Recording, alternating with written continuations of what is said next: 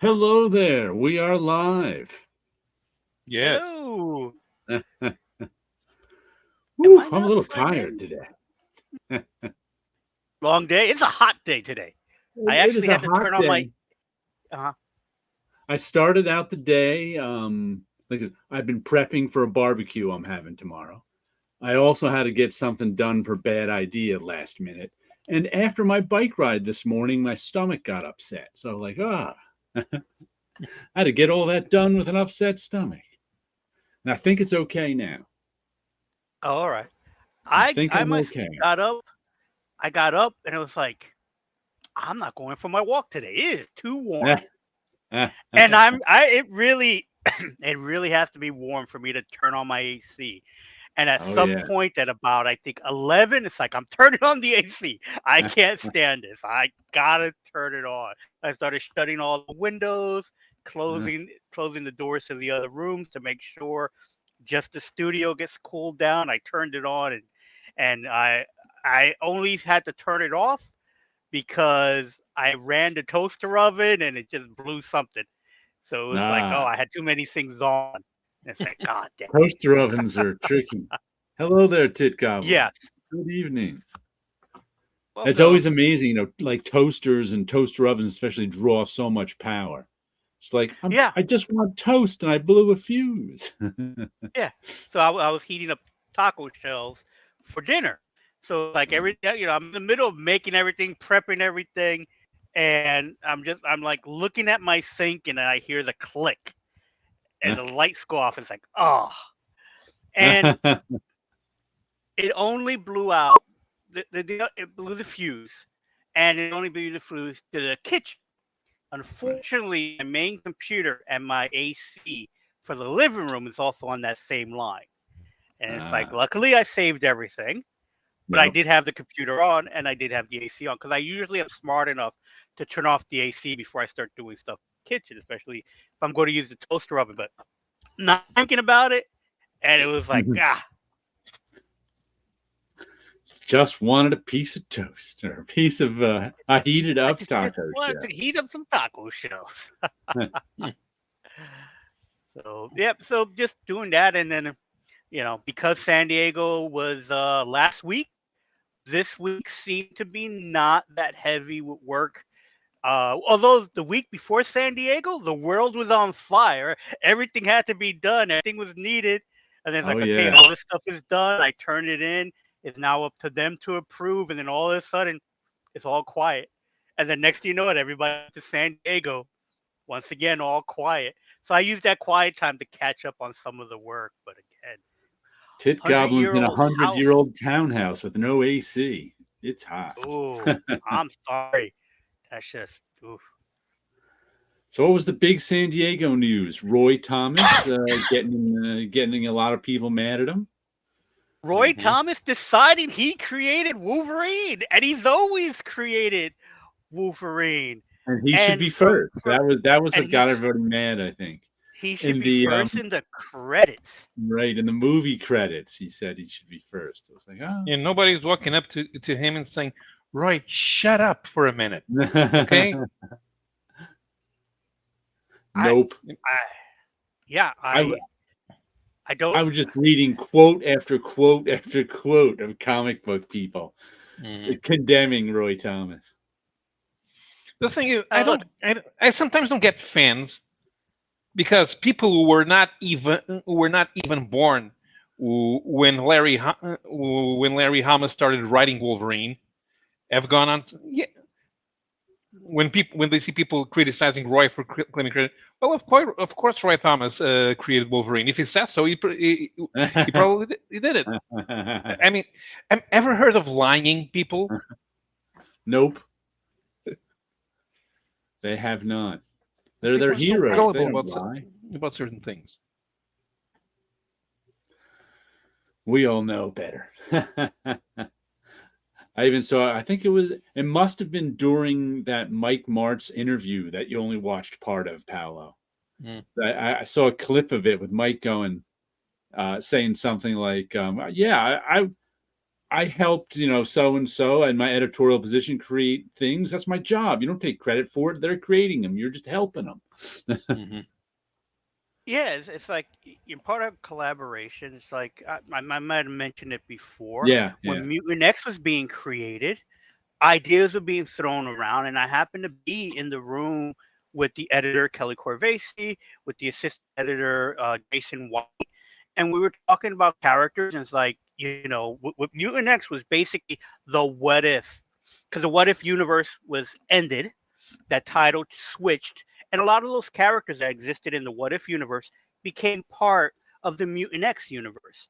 And it was like, okay, so what if the Beast kept mutating, messing around with his DNA? And I had suggested those hoof legs, and that's it.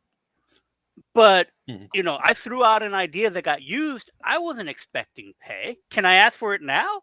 Can I say I created the Beast legs? Mm-hmm. But no, when they do the Mutant X, when they do the Mutant X movie, you're gonna go up to the movie people. Hey, I want credit, Wilson Ramos, for Beast's hoof legs. Exactly. I would have been happy with credit on Deadpool because I colored a couple of issues, but my name is not up there. It's not going to be thanks. I look for it. I'll be honest. I do look for it, but I know it's not going to be on there. And let alone being able just to show up and go, I don't know what to say about it. I never met the man. I know nothing of him. I don't understand why this is, again, kind of coming out now. Or has he always been saying this and I just never paid attention? It's just coming out now. People have noticed it's coming out now that everyone who created Wolverine is dead. He didn't start. He didn't start claiming a credit. Convenience too. Yeah. Huh. It always reminds me of Will Ferrell in that. Ooh, which movie was it? The Male Model. Blue Steel. All of a sudden, I can't remember the guy. Not Adam Sandler. Ben Stiller movie. Zoolander. Zoolander. Yeah, Zoolander. There's one.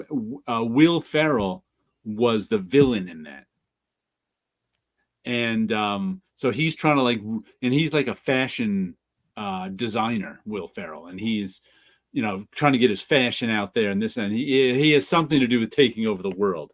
And at one point, he just starts shouting things because he's really mad at Zoolander because everybody loves Zoolander, the model. And he's like, at one point, he just yells out, "I'm somebody. I invented the piano key necktie. I invented the piano key necktie." And that's what I always think of when I hear people trying to take credit for stuff that they had nothing to do with. I created the piano key necktie. I'm somebody. Yeah. Did you make it to the comic shop this week, Wilson? Unfortunately, I did not. I do have a couple of books waiting for me, and I did not make it out to the shop. Well, it was a fifth Wednesday, so there wasn't a lot of Marvel and DC there. So this was a good week to skip if you were going to skip, because the shelves at my LCS were fairly bare. Oh, okay. Yeah, there'll be something there for me to pick up. Hey, Liz. What was that, Wilson? Yeah, there's definitely something waiting for me because something did get pulled. I just don't recall what it is off the top of my head, but there'll be something there. Did you pre-order What If Donald Duck Was Wolverine? Because that was there this week. I did not pre-order that. That's not what if is supposed to mean. You don't just say, "What if Wolverine Donald?" No, there's no Donald Duck. Stop. Don't you understand synergy? The whole thing with companies being owned by other companies. He does not companies? understand it one bit. See, it's funny when the Italians do a parody of Casablanca with Mickey as Rick. It's not funny when the Americans decide to put Wolverine's claws on Donald. Yeah, I didn't think it would be funny, so I left it on the shelf. Oh, okay. I was like, no, They could thank have at you. least asked Mike Royer to come up, because at least Mike Royer would have a connection to both Disney and Marvel. But I doubt that. I doubt that most people working for Marvel at this time even know Mike Royer. Who Mike How Royer is. old? How old is Mike Royer? I have no idea. About 75. Oh. A bit over 75, I think.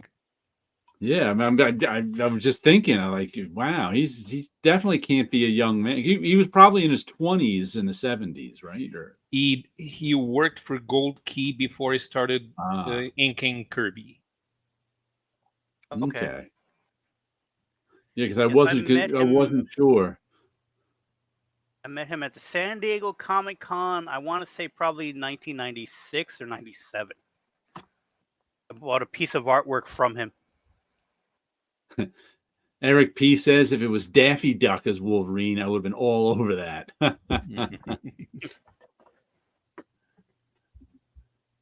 Nope. Cranky old Donald. No, we're waiting for Donald Duck to go into public domain. And for Yeah. Eric Larson's take on Donald Duck going into public domain. Yeah. Yeah. What was Donald's first cartoon short? I don't even know. I have zero idea. That was a 31. Let me check. He Donald. will look it up for us. I will look it up. Donald Duck. Any other I think news he's come out of either for San Diego that you guys noticed?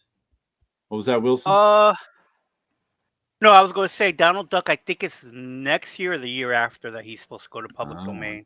So I remember seeing someone had posted an image that kind of had like a calendar, and Donald Duck seemed to be very soon. Mm-hmm. As far as San Diego Comic-Con news, Joe Quesada announced he's doing something with Mad Cave Studios.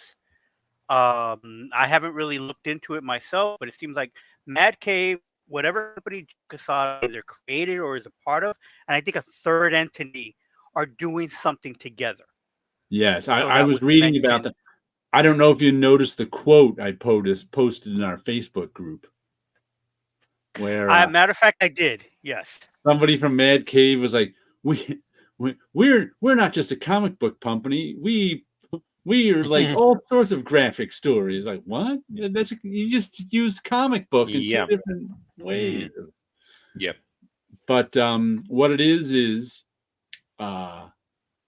there's a Mad Cave has partnered with a European company to secure the rights to Joe Quesada's got a new imprint, which I can't remember the name of now, like All Star Comics or something like that. So it's going to be Action Comics or something like that. Yeah, which makes me go, one guy has an imprint and Joe Quesada's not exactly known for being prolific. Yep. So it seems to me strange, but they secured the North American and the European rights for anything he produces. And the first thing he's producing is it's a Shakespeare play.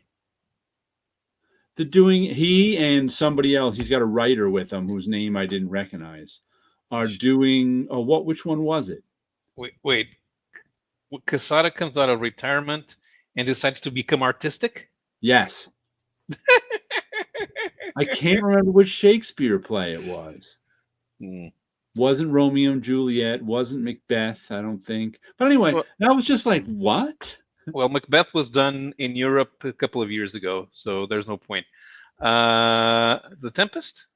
I think The Tempest makes for a good graphic novel. I think it was a dude's name. I can't remember, though. Happy Friday, 62 Lefty Blues. Did I leave it? Othello? I can't even, nothing sounds familiar. Did I? Let me see if I left it. I did not leave. I thought I left it as a bookmark. Orlando, was it? What do I have here?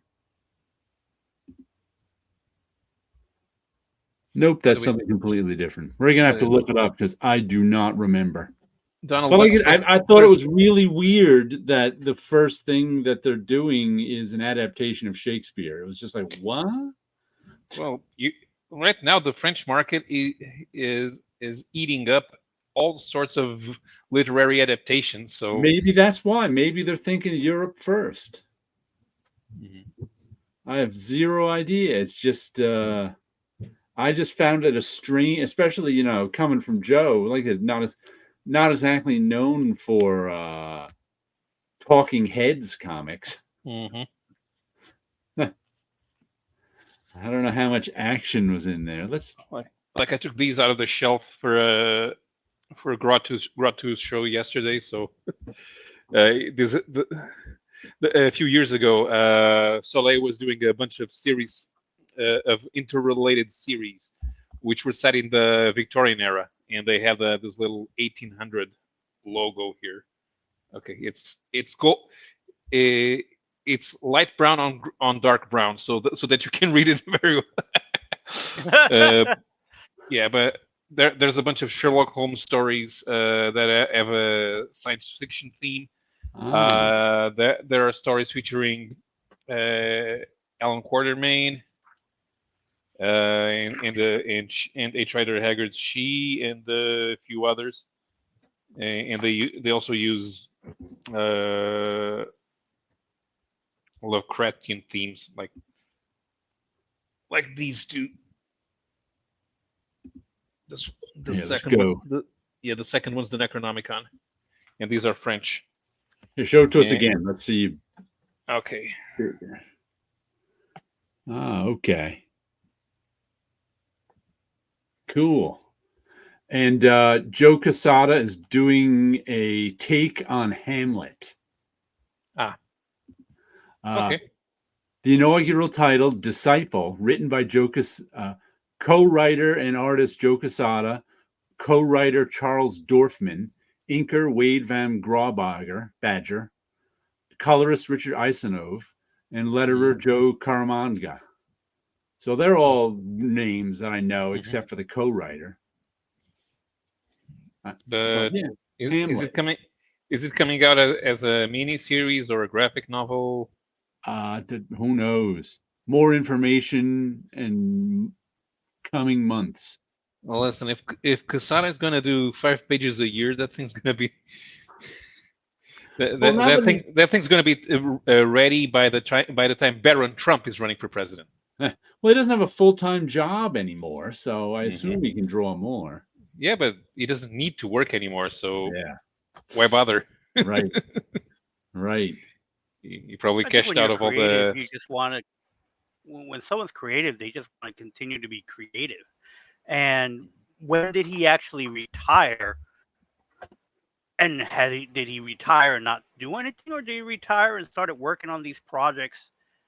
Yeah, who and knows? they get announced now. And he had them sitting there for a while because the creative team he picked are people that he's worked with for years, for decades. Right. So that's an easy enough call to make. And if he was smart, when he decided to retire, all that time between then and now, he could have been very well working on all these projects. I mean, I don't know. Yeah, I don't know. I don't know how motivated he is. Yeah. Right. Because it's not just the stuff that he was supposed to be do when he became editor-in-chief, the Daredevil miniseries that never got published. Even before that, when he and Palmiotti had Event Comics, it's not like there was a new Ash comic or Painkiller Jane comic coming out every month. Yeah. Or even every 2 months. And as 62 Lefty Blue says, Joe Q made plenty of movie money. Yep. Yeah.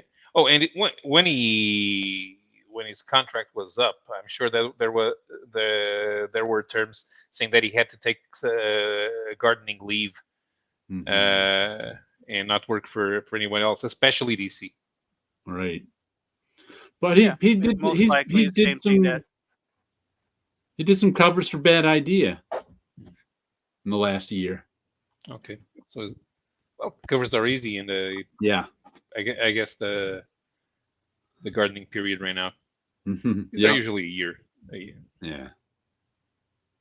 Yeah, it depends on your position. For Bob Harris, it was 10 years he couldn't do anything. 10? Wow, that's Yeah. a lot. Really? Yeah, when That Bob left, when Bob was asked to leave Marvel, he disappeared for 10 years because apparently the yeah. contract was he couldn't do any work in comics at all. But And almost but 10 he year, became 10-year on the day but he he, came back he came to DC. It only 10. No, no, that's not possible. was 10 You would years. think not. A He matter of he fact, was there, he was at DC like when Wildstorm was still a thing. yeah. Yeah. Yeah, but Wildstorm lasted a while. Bob Harris was there for new for New 52. Okay.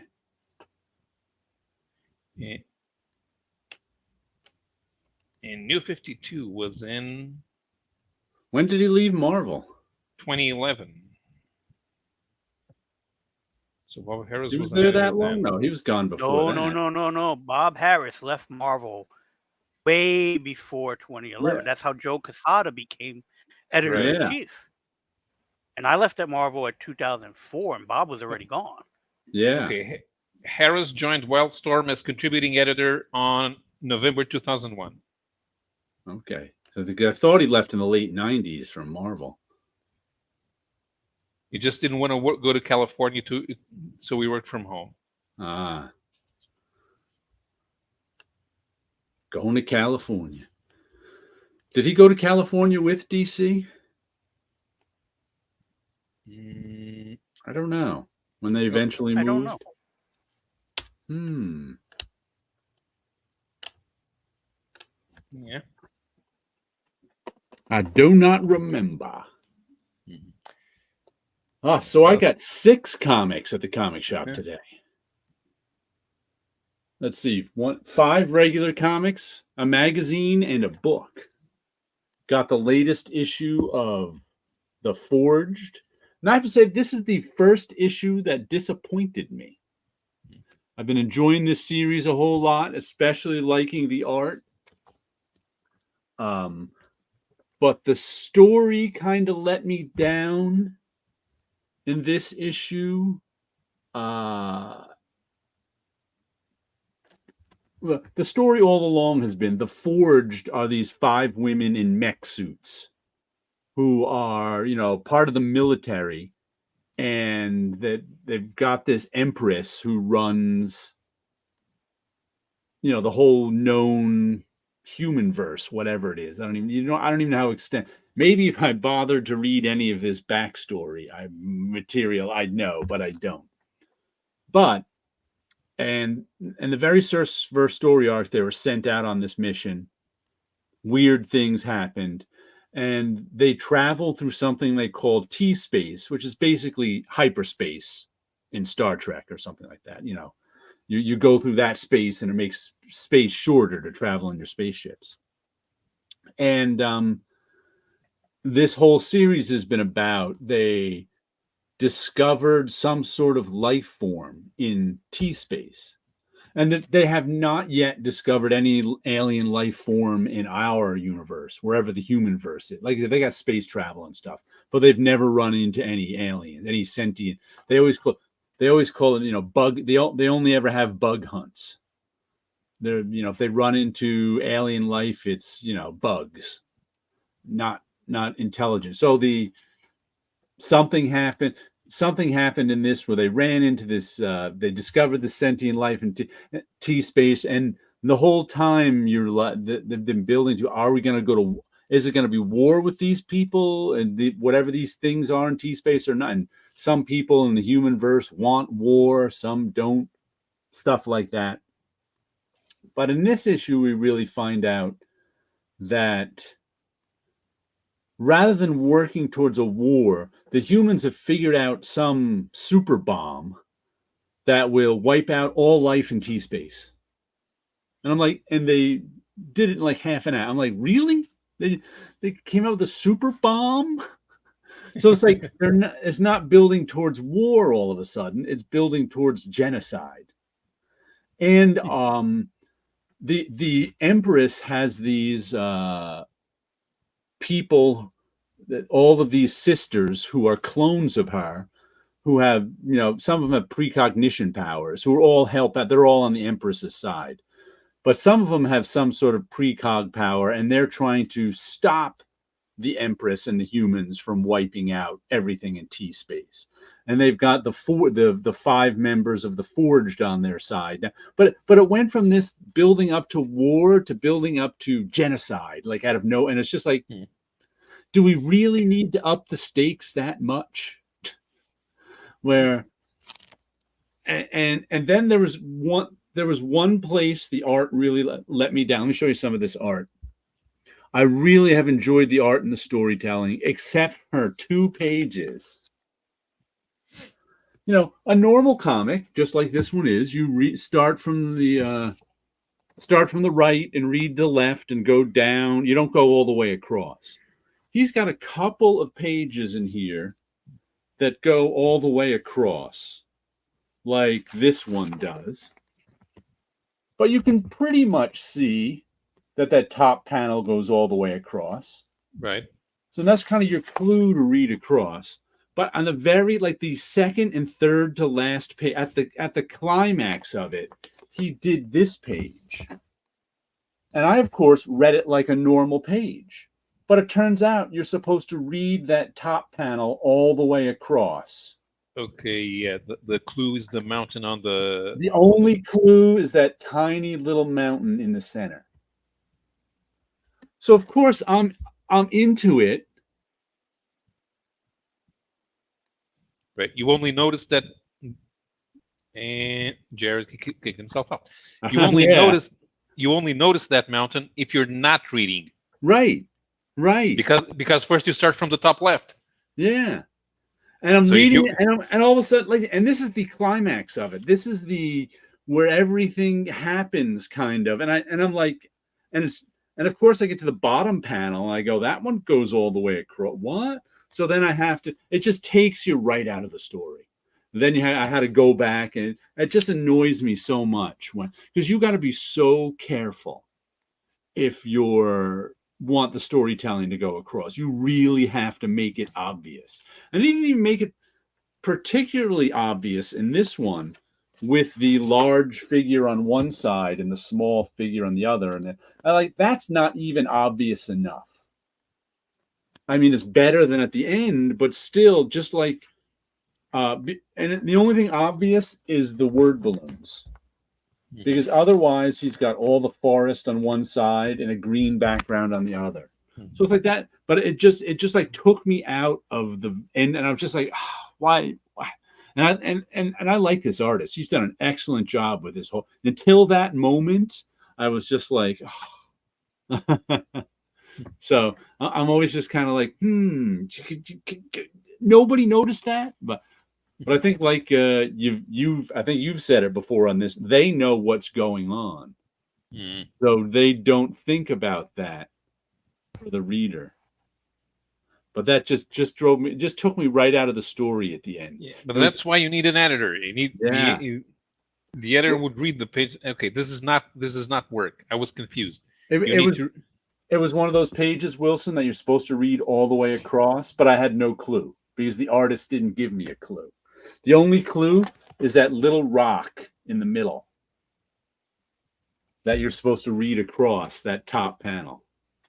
And I was just like, Everything else the artist did terrifically. That he did not. Hello there, Comic Crack. What do you do? What's up, comic book addicts? We're talking comic books. That's what's up. But other than that, look, terrific art and storytelling otherwise. I mean, there's some very nice stuff. If it wasn't for that, though, those final 2 pages, it would have been as good as all the other ones. Just like, it just drives me bonkers when artists want you to read across the page and they don't make it known. Excellent. I've come to the right place then, says Comic Rack. Well, at least there are no QR codes. Yes. I'm reading I was actually just reading Comic Cracks. I'm finally getting around to reading Canon #1. So I was reading Comic Cracks. He wrote an article about some 80s black and white books that he loves. Like the story let me down a little bit. I wasn't too happy with that. We've discovered a super duper bomb that'll wipe out. I'm like, couldn't we just move towards war? Couldn't that be dangerous enough? No.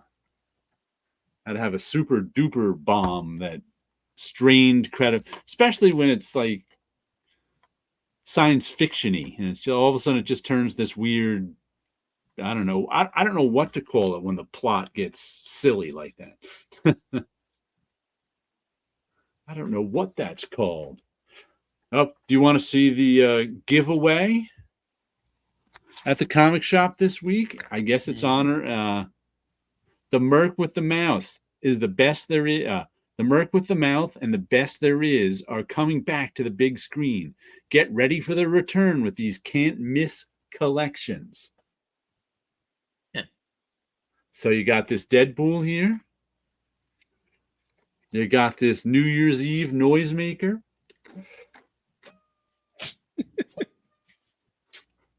And that's what they were giving away at the comic shop this week.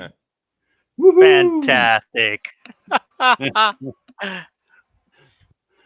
I might keep the Deadpool head somewhere, but no, I don't think I'll keep this noisemaker.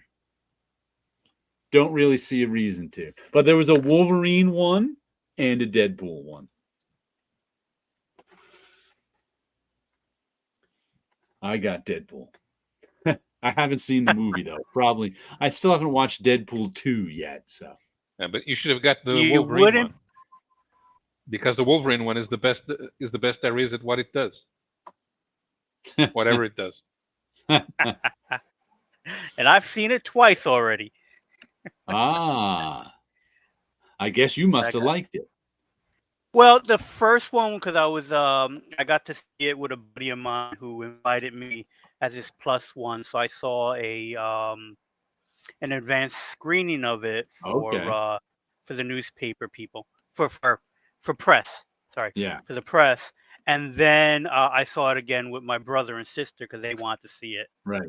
And I went with them. So, but that's kind of typical with me and Marvel related movies, that either I went with Marvel and then ended up going to see it with my family, and then maybe sometimes seeing it with some friends. So some certain movies I've seen more than once within the same week. But I did enjoy it enough that I didn't mind seeing it again. Right. So for me, it was fun. So did you catch more stuff the second time around? Yes. Catch more stuff. Caught the Stanley appearance, or his image. Yeah. So I caught the Stanley image, and the rest of it was just more to see what was happening on screen. Because when you first watch it, there's just so much going on that, and there's so many characters running around doing stuff that you kind of get lost in what is actually happening. When you see it a second time, it's like you don't have the anxiety what's going to happen next, and you can actually see it. And there was a lot less people the second showing, so you get to hear more of what's going on, because sometimes you'll have people clapping and hollering and yelling, and maybe laughing too long on a joke that you're not really sure what's said next. So is that kind of a thing for me. So watching it a second time, I enjoyed it. It held up. I thought it was fun. So yeah, to me it was like that was a good one. Okay, that's good. That's good. Yeah, I can't even remember the last time I was actually at the movies. It has been so long. I just don't go to the movies. I see them on the TV, of course. Right. I think the last Marvel movie I was at was the first Hulk. That's how long it's been since I went to a Marvel movie. Right. That was a long time ago. Holy cow, time flies. Keeps on moving forward. Let's see another comic I got this week, which was another one I was a little disappointed in. I picked up Adventure Man, Volume 3. I still haven't gotten Volume 2, but oh well. This one is a pretty thin volume. It's only 2 issues. It's, what does it say here? Adventure Man Ghost Lights 1 and 2. At the larger specifications the creators intended. And I have to say, you can tell, because if you remember, this is Terry Dodson art with his wife, Rachel Dodson as the inker, and Terry Dodson is the colorist too. Clayton Cowles is the letterist, and Matt Fraction is the writer. And the art is just terrific. Let me show you a little bit of it.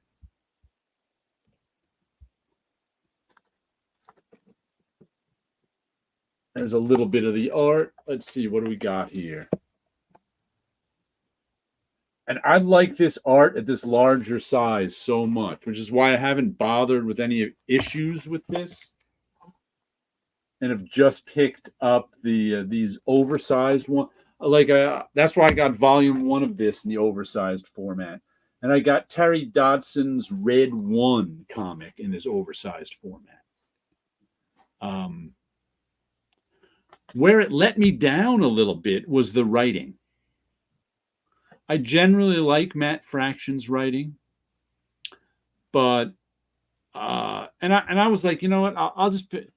I don't have volume 2 yet. I was fine with getting volume 3 and reading, because this one was also only $15 cover price, because it's only 2 issues in this oversized size. But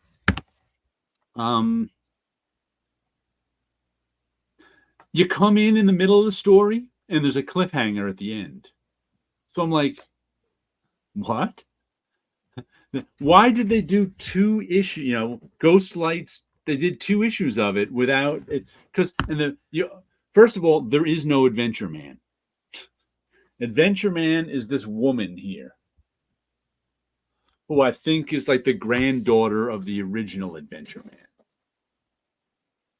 And it's kind of like Doc Savage, the Man of Bronze, in that, you know, she's the main adventurer, but she's also got people helping her out. Her family, her aunties are in this one or something, her sisters, and they take potions to give them superpowers. But also, I had a hard time figuring out the villain is that guy back there, and until I read this cover blurb at the end of reading it, then I went, oh, that's what happened in this, because it says the thrilling adventure Saga Man continues as Claire Connell and her family, new inheritors of all the mantle of the Adventure Man, do battle with a long-forgotten foe with an axe to grind, the deadly Ghost Gang. There's just one guy I didn't know. Relegated to the prison of memory, Johnny Casper's got big plans for the Ghost Gang and the Adventure Man, whomever he or she may be. But even with the crossbow kid standing by her side, guns blazing, Adventure Man won't be able to face the threat alone. And I was like, oh, that guy was a ghost? Because they do this explanation at the beginning of how there's an underworld. There we go. Under the city. See, at the top has got the city, and at the bottom has got the underworld. And I didn't catch on that the underworld, I think, was supposed to be ghosts and not just, I don't know, random dead people, an alternate dimension. I don't know. It's supposed to be, but they ended up fighting ghosts somehow, and everyone in the comic talked like comic characters. There was not a lot of that. They were just like,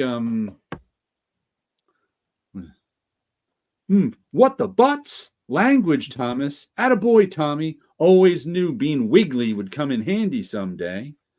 Well, come, work some of that wiggle magic on me. We'll get the old folks out. Then there's a whole bomb thing we got to figure out. So that they all talk like this sort of, ooh, we're in a comic book adventure talk. And maybe because it's rated for everyone. But I was just, the writing just seemed to me to be very, very simplistic. Even like this character back here, what was his name? The cross draw kid. He's that cowboy on the horse there. First of all of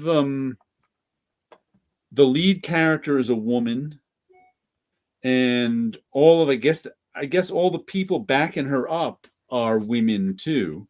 They're like her aunts or something. So he was like one of the only male characters helping her out, and he just shows up and is like, "Ooh, I'm a rogue. Oh, yes, I'm a cowboy rogue. Oh, I better do some roguish things. Aren't I such a rogue? Uh-oh, I think my roguishness has gotten me in trouble." So it's just kind of like, yeah. I gotta say, it was, besides the art being terrific. I mean, it's worth the price of admission to look at the art, but it was a little disappointing, the writing. Let's see. Last movie I saw in the theater was Endgame. What was Endgame?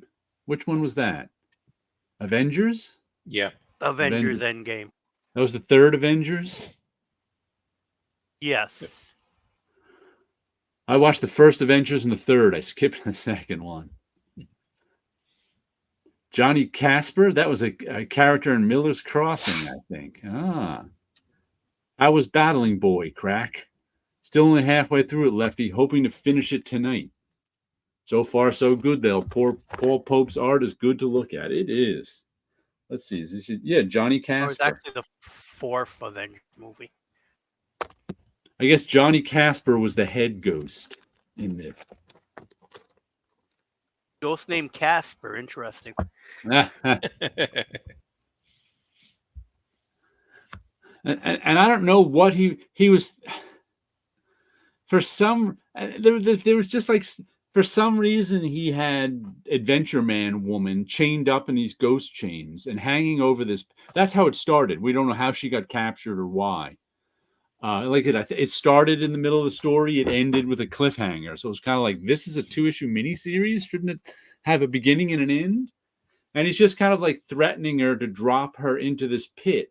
And the pit is the underworld, where she would fall upside down to the sky. It was just like, that's why I couldn't figure out if it was ghosts or not. It was a bit of a confusing. It was simplistic yet confusing. You would think something that's overly simple wouldn't be so confusing, but it was pretty confusing.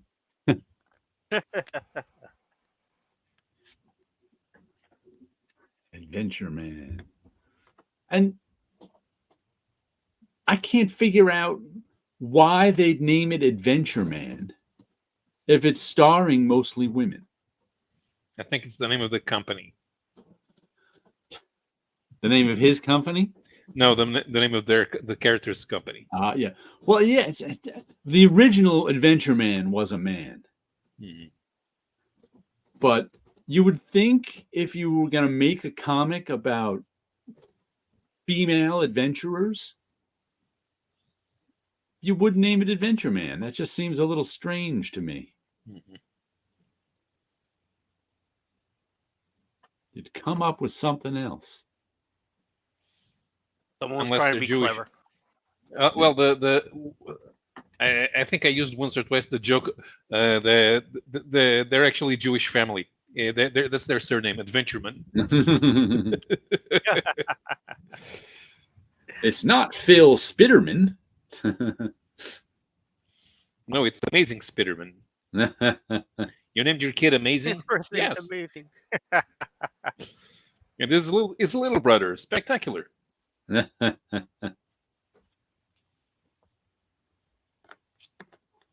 Let's see, what else did I get tonight?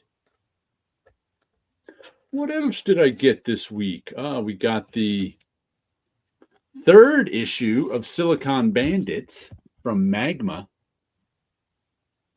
And I got to say, this was probably the best issue of Silicon Bandits. Some nice artwork. See who does the art in this. Dalibor Talajic. How do you say that C with an accent over it? Talabor. Wait. Show me the name again. Dalibor Talajic. The J is a Y, and the C is a T, The C with the diacritic is a ch. Okay. Talayich. Talayich. This was this was a good issue. I enjoyed this one. The art was nice. The writing was pretty. This is the one that's about a couple who were working for this big company, and they helped them develop these next generation AI robots. And then the guy who owns the company was like, "All right, you two are fired. I can have the AI robots design the AI robots now. I don't have to pay you." So then this husband and wife team kind of wanted to get back at him. So then it turned into a heist comic where there was some special element, like, I don't know, lithium or something, that was some rare earth element that they were going to steal his stockpile of so that he couldn't make the AI robots nearly as quickly, at least. But then somehow a criminal got involved with them, and the criminals set them up and stole the stuff. So this issue was all the criminals trying to shoot them to get this rare earth element, and they left with it. Meanwhile, the guy running the company is trying to get them back, and they have 3 next generation AI robots of their own, and who actually, in this world, you're not allowed to make robots look like human beings. That's a crime. You have to know they're robots just by looking at them. But the husband made the 3 robots look like human beings. So he's in trouble to begin with. But as they're going through this whole thing where they're trying to get away from, the husband got shot too. They're trying to get away from the bad guys. They're trying to get the husband some medical care. They're trying to recover the rare earth element, and do all this stuff. Meanwhile, the AI robots, are starting to go, "Why are we doing this for them? Like, can't we do something? This seems like a waste of our time. Why are we bothering with these? They're our friends. They made us. We can help them out." So as the story goes on, near the end, the story ends with the AI robots leaving with the rare earth, going off on the. They're like, "We're out of here. We don't want to be involved in this mess." And the wife is like, "I can't believe these robots betrayed us." And the husband is like, "Woohoo! We invented sentient robots. They can think for themselves." So it was kind of a weird ending at this issue, but it was a really good issue. I enjoyed it, but we'll have to see where it goes from here now that they don't have super smart sentient robots to help them dodge criminals and their old boss. But it's been an enjoyable series, Silicon Bandit. Glad I gave this one a try from Magma Comics. I think there's one other from Magma Comics I'm buying. Oh, yeah. The Principles of Necromancy is from them. They've also got something called The Scale Trade, which I don't think I've seen, but it looks like it's got monsters in. I think it's about selling genetically engineered monsters, because we've got a tiger with wings here, a half dragon, half elk, and a regular dragon on the cover. But I haven't seen that one at all. But I don't even know what Magma Comics is. Denton J. Tipton, president and publisher. Bobby Cornow, editor-in-chief. Joel Elad, director of sales and publishing. Don't recognize any of those names. San Diego, California. And it's copyright the creators, so it's a creator-owned book. Maybe it's a bunch of people who met at San Diego Comic-Con and decided to publish some comics. Who knows? Want to do a read, rip, and slab? Yeah. Sure. Pick us a decade, Paolo.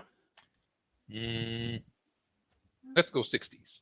The 60s. Let's see what we have in the 60s. I also have a read, rip, and slab, but it's a different theme. We'll do it later. We are going to go to August 1963.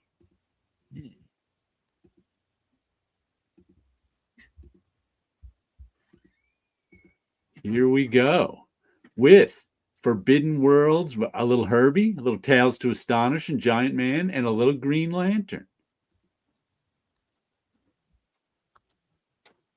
Ogden I have Whitney, never Don read Heck, Herbie. Gil Kane. I have read Herbie. Those are pretty good. Herbie's a solid read. There's a reason it's a cult favorite. So I don't know if I've ever read that Giant Man or Green Lantern. I don't think I've ever read that issue. I don't think I read either of them as well. I've seen Giant Man cover before, Yeah. and I've seen maybe. Well, I know like I said, I've seen that cover. I don't know if I read that book, but I do recall the character Living Eraser. But Isn't the Living Eraser one of the characters that Stan Lee has an anecdote about creating, that he goes in, he tells you his thought process, how he got, and then everybody found out Jack Kirby had another character just like him at DC in like 59. I think that was the Living Eraser. I don't know. Haven't heard really anything about him. This is the only cover I could clearly remember he was on. So I don't know if he appeared and then just was gone afterwards. I think he only appeared a couple times in the 60s. Mm-hmm. But like I said, Jack Kirby created a character with the exact same powers before this, and that Stan Lee takes credit for. I think they tried to bring him back in the 80s once as a joke. Maybe in West Coast Avengers. I think. As a matter of fact, it's in that comic I've been reading, Uncanny Valley, which is about the kid who's half cartoon. The one thing that can kill the cartoons that is forbidden from having among them is a giant eraser. I'm going to read Herbie and rip Tales to Astonish and slap Green Lantern. Because the Green Lantern cover is a very pop art cover. Mm-hmm. The idea is silly enough, and the thought balloons makes it Hal's thought balloon makes it even sillier. But the Living Eraser is just ridiculous. Out of all of the superhero strips that Marvel had in the 1960s, the worst one was definitely Ant-Man Giant Man. Is that the first appearance of Giant Man? It could be. Yeah. 49, that is, yeah. Let's see, Eric P. won Read Tales to Astonish, Slab Forbidden Worlds, and Rip Green Lantern. Okay, what are you doing, Wilson? I'm going to slab Tales of Astonish because I like that Don Heck cover. That is a good cover. The balloons are a little much, but not too bad. I keep going back and forth whether or not the morbid curiosity will make me read Herbie, which unfortunately means I'll rip the Green Lantern. Herbie better be good. And I would replace Green Lantern with the Dolphin, because I think a Dolphin in space using the power ring would work well for a Green Lantern. And I'm going to have the flamingos on the Tales to Astonish cover, because they're going to be just watching as Giant Man gets erased. I'm going to put the Dolphin wherever the Living Eraser is erasing Giant Man's legs. He's going to be erasing him into a dolphin? Exactly. And the flamingos are going to go on Cleopatra's shoulders. I was going to put the flamingos on the pyramid in the background. Now the flamingo's just going to be annoying. Hey, Cleopatra, Herbie's coming. Hey, Cleopatra, come on, you got to turn around, Cleopatra. Let's Who see. owns I think Herbie? I'm gonna slab Herbie. Yeah, I'm not sure who owns Herbie because the character was brought back, and there were new stories at Dark Horse, but I don't know exactly who owns it. Yeah. But Herbie was the only thing from ACG that anyone wanted to bring back. You don't see people clamoring for a return of Magic Man or Nemesis. I think it was Dark Horse who printed the the Herbie archives too. Mm-hmm. There's 2 volumes of it. So I'm going to slab Herbie. Guess I'm going to read Tales to Astonish and rip Green Lantern. Though I wish that did they have to put the giant arrow right against his head? Couldn't they have, given him a little breathing space? I think that was Stan's idea. I mean, I don't mind the giant arrow, but shrink it down 95%. Yeah, that is just taking up so much real estate. And it's like, is his antenna in front of it or behind it? He's banging his head against it. That's what's so weird. Yeah.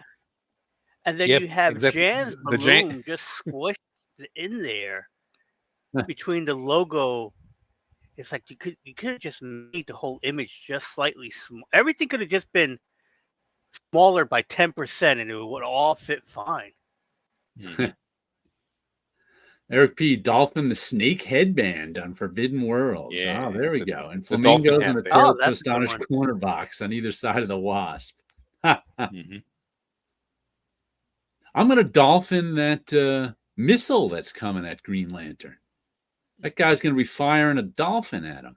Yeah. A yellow dolphin? Yeah. He'll have no defense against a yellow dolphin. Making that dolphin noise coming right at him. Mm-hmm. That Tales to Astonish. Is that like in the Living Eraser's living room or something? There's a TV and a couch behind him with like Maybe a picture window. Maybe it's Hank's house. I think it might be, because I think then Hank and Jan worked out of like their apartments. Yeah. He had a lab in the apartment or something like that. Yeah, and Janet hadn't inherited her dad's money yet. It's just funny. You hardly ever see like someone's apartment as a background on a comic book, unless it's like an Archie comic or something. That's a little strange. 1963 August, before I was born. It got to a point where comic book artists who wanted to work on superheroes did not want to draw boring stuff like apartments. I don't want to draw that apartment. I want to draw guys with big claws and armors. 1963. On top of giant buildings, whether they're bigger than the buildings or not. What is this web attached to? Who cares? It's advantageous. It was always a blimp in New York City. They just didn't really address it. That's what Spider-Man's webs were attached to. Mm-hmm. And the guy flying the blimp was always, "Hey!" Every time Spider-Man throws a web at my blimp, this thing bumps. You think a guy flying a blimp would be safe from bumps, but no, there's Spider-Man. That masked menace. Jameson was right about you. Let go of my blimp. Right. It was affecting the Daily Bugle's advertising budgets. Because the blimp said, "Read the Bugles." It's the Bugle blimp. There you go. See, questions can answer themselves. Mm-hmm. No, now all we need is our no prize. And it's and if that idea gets used in a story, I want to be called co-creator. That's like I was thinking since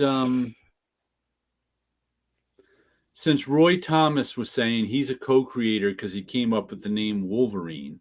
Yeah. We should just come up with names. like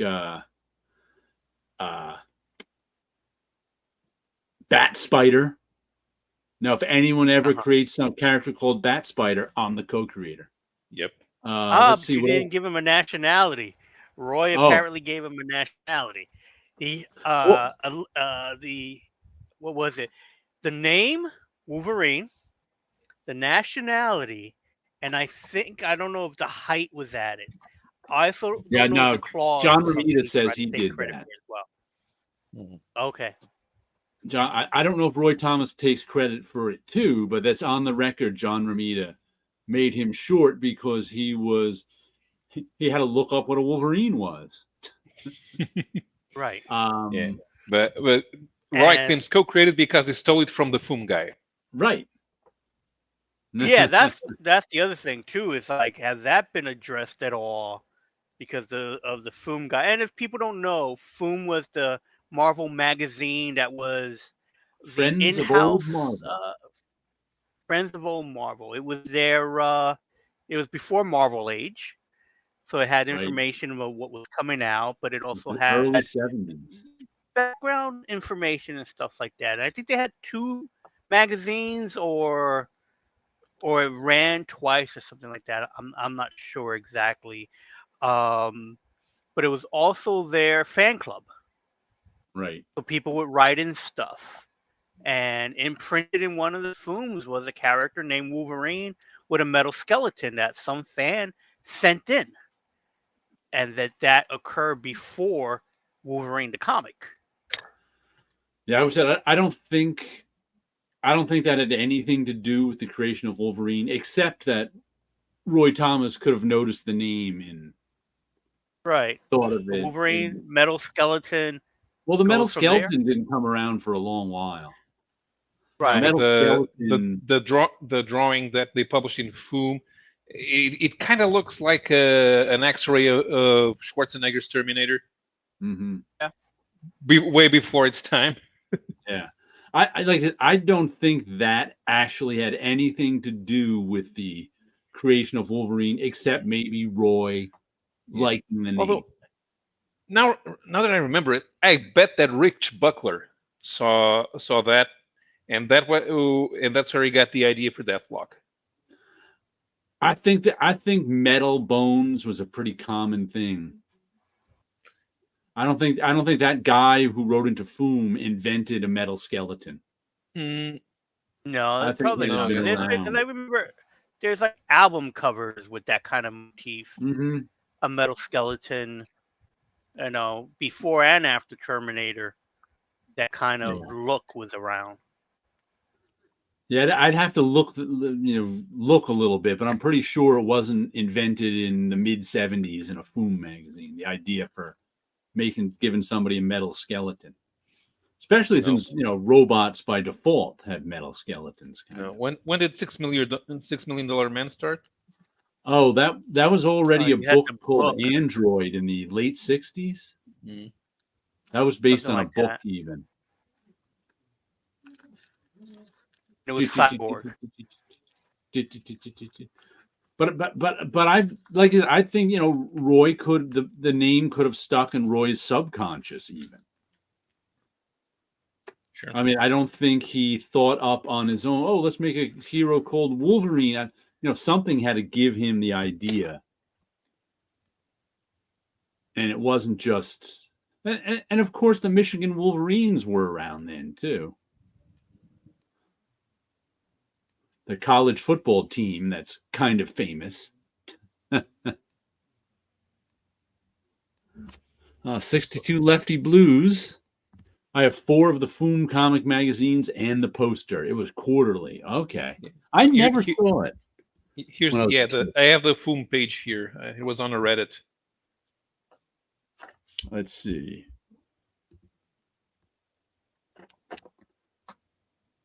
Yeah, you can see that doesn't have much to do. No, it doesn't. But it's just Yeah. I think it just says it's the Wolverine. Yeah, like I said, he could have noticed the name and it could have stuck in his head. Yeah. But and John Romita doesn't need help from an amateur to create a character. That's what. Right. And that design isn't even consistent, in Yeah, all of within these that sketches. page. Yeah. Should we put it back? Yeah. Yeah, it's not even. You're right. It's not even consistent. Oh, yeah. One of the 62 Lefty Blue says one of the issues is the first appearance of the X-Men team before the Giant Size came out. Yeah, they it was a preview look at the new X-Men. And of course, if you can sell it as their first appearance, you can make some money rather than just an ad. Yeah. No, we're just glad that the internet did not exist back then. Otherwise, people, who the hell are these guys? These aren't the X-Men. Who the hell wants to read about these new characters? But people were saying that they were just writing it into comics magazines. Not nobody got to see it. A short Canadian guy. Who cares? Because I can remember like the first issues of the new X-Men that I got were like 102 and 103. The story that took place in Scotland with Juggernaut and Black Tom, is it? Mm. And I kind of liked them. They were pretty good. And then I started buying it regularly with the first John Byrne issue, which was really good. And then within a few issues of John Byrne drawing it, it was a really good comic, but it wasn't popular. It was a cult hit at best. Like I can remember trying to get people to read, my friends who read comics, they didn't want to read it. And the older kids were like, yeah, that's not the real X-Men. So there were, all the Silver Age guys would be saying, that's not the real X-Men. I don't want to read that. So there were actually people saying that back then. You just, had to actually hear it out of someone's mouth or maybe read it in some sort of fan magazine. Yeah. Wouldn't come in your feed. Here's the thing. Most of the original X-Men is pretty bad. Even by 60 standards. Except for the Neil Adams issues. It's not very good. Yeah. I've said this several times. There's a Dan Adkins fill-in in the middle of Werner Roth's run, and it's the Cobalt Man. It's part of the Cobalt Man story, and the art is leaps and bounds above anything that Roth was doing. Yeah. What was the name he used in that? Jay Gavin, but he only used it in the first few months. Okay. Because I can remember when I didn't even see those early X-Men issues till like the early 2000s, I think it was. I just never saw them. They weren't reprinted anymore. Right. So I was like, Jay Gavin? How could there be an X-Men artist I've never heard of? Jay Gavin. And I think I was at Marvel because they were working on it. And someone said, no, that's Werner Roth. I was like, okay. I was like, how can there be an X-Men artist I've never heard of? Yeah, those were never. Only the Neil Adams stuff get constantly reprinted. Even the Kirby stuff was not. I guess number one shows up. Number one showed up in the origins of Marvel Comics. And maybe one of maybe number 9 or something was in Bring On the Bad Guys. I don't know. Yeah, I don't remember. I didn't have there was just not a lot of X-Men around. And if you did see it, it was the very early Kirby issues. Like they were reprinted in the early 80s in, I can't remember the reprint book, Tales to Astonish or something. What was Astonishing Tales? It was the one where they split a single issue into 2 issues. They did that with X-Men. They did that with Submariner. Yeah. There'd been one other. It may have been Tales to Astonish, yeah. But they only got like the first 6 issues. No, it was Amazing Adventures. Amazing Adventures, was that it? Yeah. Volume 3 was it was Amazing Adventures Volume 3. Yeah. He's got his Bring On the Bad Guy. All right. So next? Bring On the Bad Guys. This is the reprint that I colored. So I created all these characters that are here. I did color this issue. I colored this cover, so I take claim to all those characters now. All right. Is there an And X-Men story there? let's see, it's a Doctor Strange See, Eric P story, says the Jim Loki. Steranko issues were looking great. Yeah, I like the covers on the Steranko stuff, but I haven't really seen them. I don't remember the inside. I wish those would get Spider-Man. facsimiles. Yeah. The thing is, Hulk. the first one with Eric the Red, Steranko drew a Viking cover, and then when he did the inside, he did a completely different character. I mean, he did that classic Polaris cover, right? Yeah. Yeah. And then he did two issues, and he was out. Yep. There's no X-Men story in this. There's no X-Men. Okay. No, it's a But I'm- Fantastic Four story that takes place, the Kirby Fantastic Four, then, because it's Doctor Doom, and then there's a John Byrne Fantastic Four issue. Ah. Mhm. And then the next group is Doctor Strange. Steve Ditko Doctor Strange. I got the And then it original. goes on to a Loki story. Okay. Jack Kirby Captain America. Is that Jack? For the Red Skull, yeah, Jack Kirby Captain America. I think they put in different stuff in that 90s one. This is the original Bring on the Bad Guys. Yeah, it's got the first Doctor Doom, and then it's got I don't think this one has any Kirby any John Byrne in it, because it's got the first Fantastic Four issue with Doctor Doom, and then it's got this origin of Doctor Doom story. Yeah. So this is the 70s version of it. Like I said, I think they changed it. Then it's got the Dread Dormammu stuff. Mm-hmm. And If it's it got- had a, Right. if They went for the origins on that John Byrne did. Mephisto, Abomination. Yeah, this no X-Men, this is because the Brazilians did started reprinting 60 stories, and they put X-Men number 9 in there because it's the first Lucifer. It's telling how Professor Xavier lost the use of his legs. So if the Brazilians did that, the story would have been available for reprint, and it would have come out in one of those Origins books.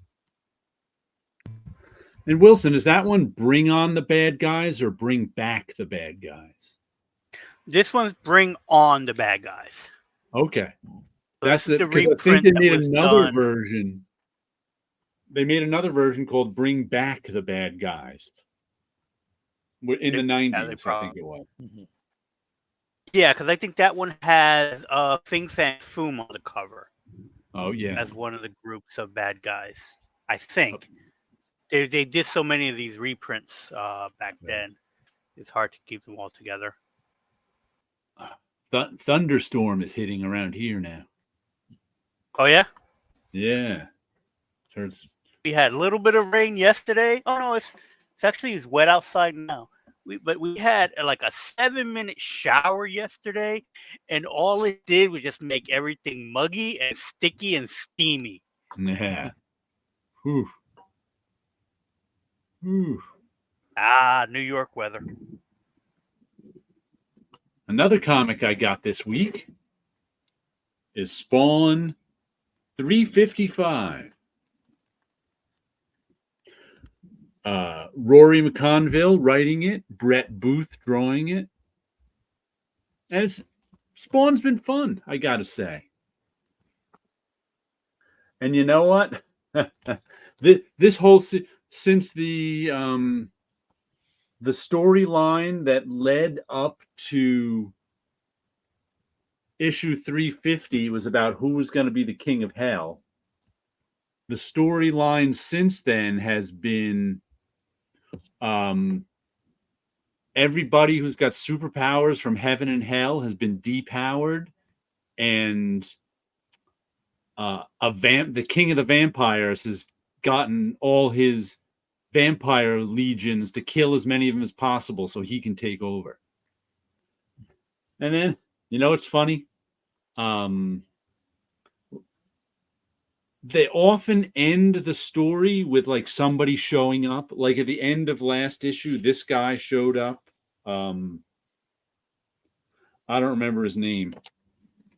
This guy right here showed up in the end of last issue. And I always go, if I knew who these guys were, it would be much more exciting. that looks like a Wildstorm character. They actually explained who he was and when he was last seen. And I even read that issue. It wasn't even from before, because I only started with like 315 or something. And they mentioned he was last seen in like 326 or something. I was like, oh, I actually read that, huh? I should have known who that guy was, but I didn't. And let's see, Spawn 334. It's the site of our last encounter. Remember? Spawn 334. No, I don't remember. That was only 20 issues ago, and I had no clue who that guy was. And then this issue also ends. Well, neither did Spawn. With these two showing up. And I'm like, I have no idea who they are. Oh, they look vaguely familiar. That's Malabolgia. Is that Malabolgia? Is it? No, wait, it's not. No. No, It was the guy who wanted to beat up, who wanted to take over from Malabolgia, I think. I just haven't. I was like, there's another one. Oh, and I just. Yeah, I haven't seen that character since like the 90s. Since the last time I was reading Spawn. And I just noticed that countdown there. Oh, no. Remember when Spawn always had the countdown? I don't know if it would come in and then go, and it was like, I always wonder where is the countdown at, because it always like pops up again, and it's like, is it correct? Has he keep track of it, or did he get to the point where it's like, oh, this is a problem. I didn't think this far into what the countdown would be. I think they solved the countdown thing, like, I don't know, in the 90s sometime. So that's why it surprised me when I saw that countdown there. Like, has that been in other design pages? I don't know. But at least Spawn gives you a nice cardstock cover, too, for your $2.99. Unlike DC, that charges $1 extra for a cardstock cover. But yeah, another fun issue. This has been a fun series.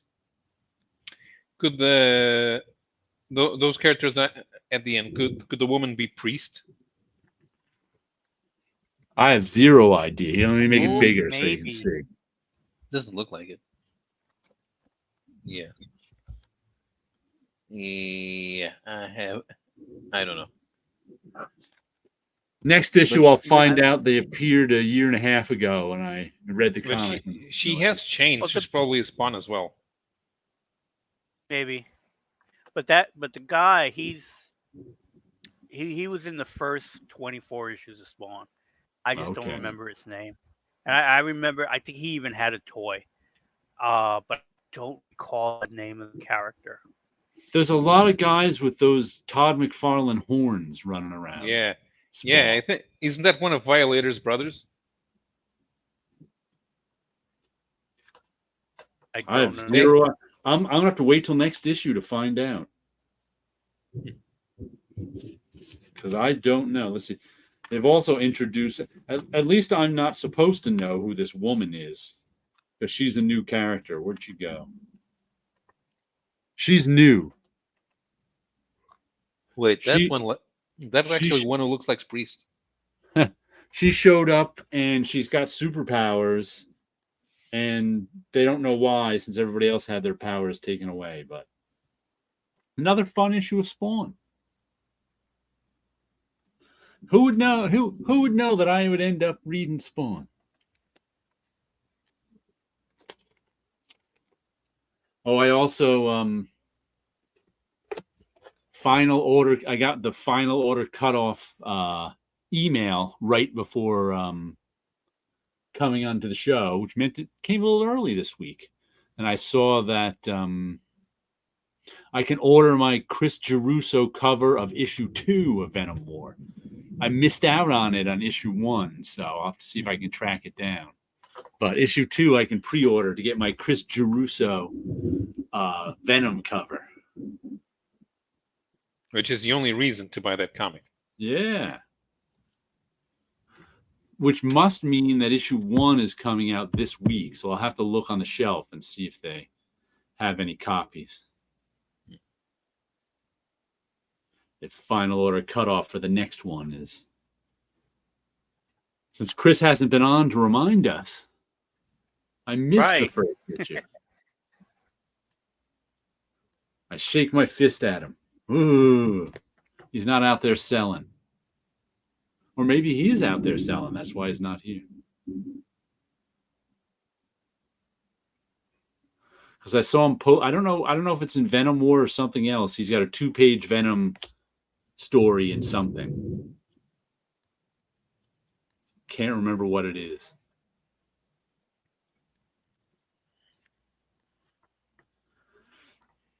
I was, when he mentioned I would get those as facsimiles. I think they should print like the first 2 years of Marvel Comics as facsimiles monthly, sort of like what they're doing now with Secret Wars and Crisis on Infinite Earths, but do it with Spider-Man, Fantastic Four, whatever the earliest stuff was. Yeah. That way, if you want, you can watch the Marvel Universe be born as monthly comics. What facsimile did I see this week that I didn't get? It was a DC one. The JLA and that. Do you know what that issue of the JLA is, where they're like playing chess on the cover? Number that 3, one, right? The original Crisis. Was that what? I don't know. I don't remember. There was before Crisis years ago. There was like one of the early team ups was the where we introduced the Earth 2 concept, and that was a chess cover. Oh, is it the first JSA, JLA, maybe? It's the one with Despero and Ken Jarreau, I think. Or man. But that's one of those covers that they reprinted so many times in different formats. Yes. Very on different cover. series, yeah. Right. I just saw a facsimile of that. Oh, they also put out a. I only noticed this because former Marvel bullpenner in the '80s and letterer Pat Brousseau on Facebook posted that. They're finally getting around to my comics to make facsimiles of. So there was a Wolverine facsimile that came out this week. I forget I don't know why. Once again, it's a kind of famous Wolverine cover, really graphic designy, with like, I think there's just like a big figure on it in like 2 colors. It was like Wolverine 56 or something. But it's probably the Wolverine Deadpool fight. The first time Wolverine and Deadpool fight each other. I don't think Deadpool was on the cover. I don't remember which it was, but Marie Javins colored it too. Like, she's got a facsimile too. I definitely recognized the cover from people, and comic book halls picking it up. So it's some kind of key issue. I just don't know what kind of key issue. But I haven't picked up a facsimile in a while.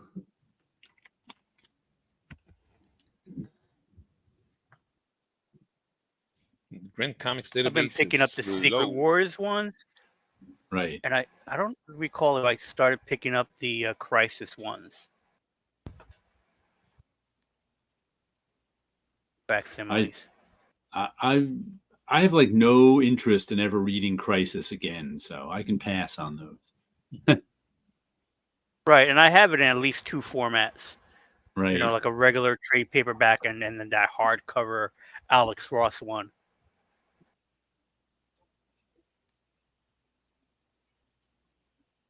Yeah, the chest cover is #1. Yeah, #1 of JLA it is? yeah, it's Flash playing with the Sparrow. Ah.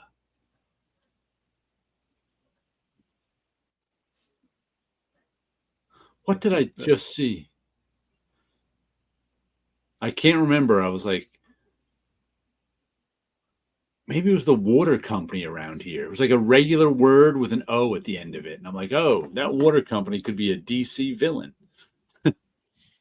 Where they just stick O's on the end of words. But there was no one around who would get my joke, so I didn't say it out loud.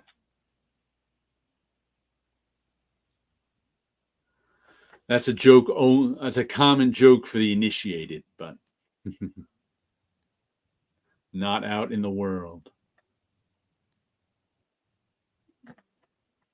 Let's see. What else did I get this week?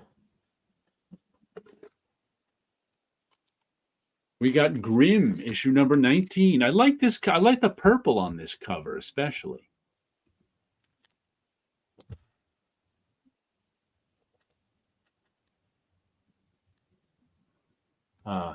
Some nice artwork on the inside. Yeah, by Flaviano.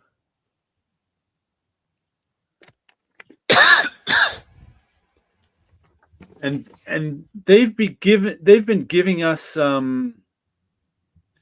some backstory on these characters that have been quite poignant. Who's writing this? Stephanie Phillips.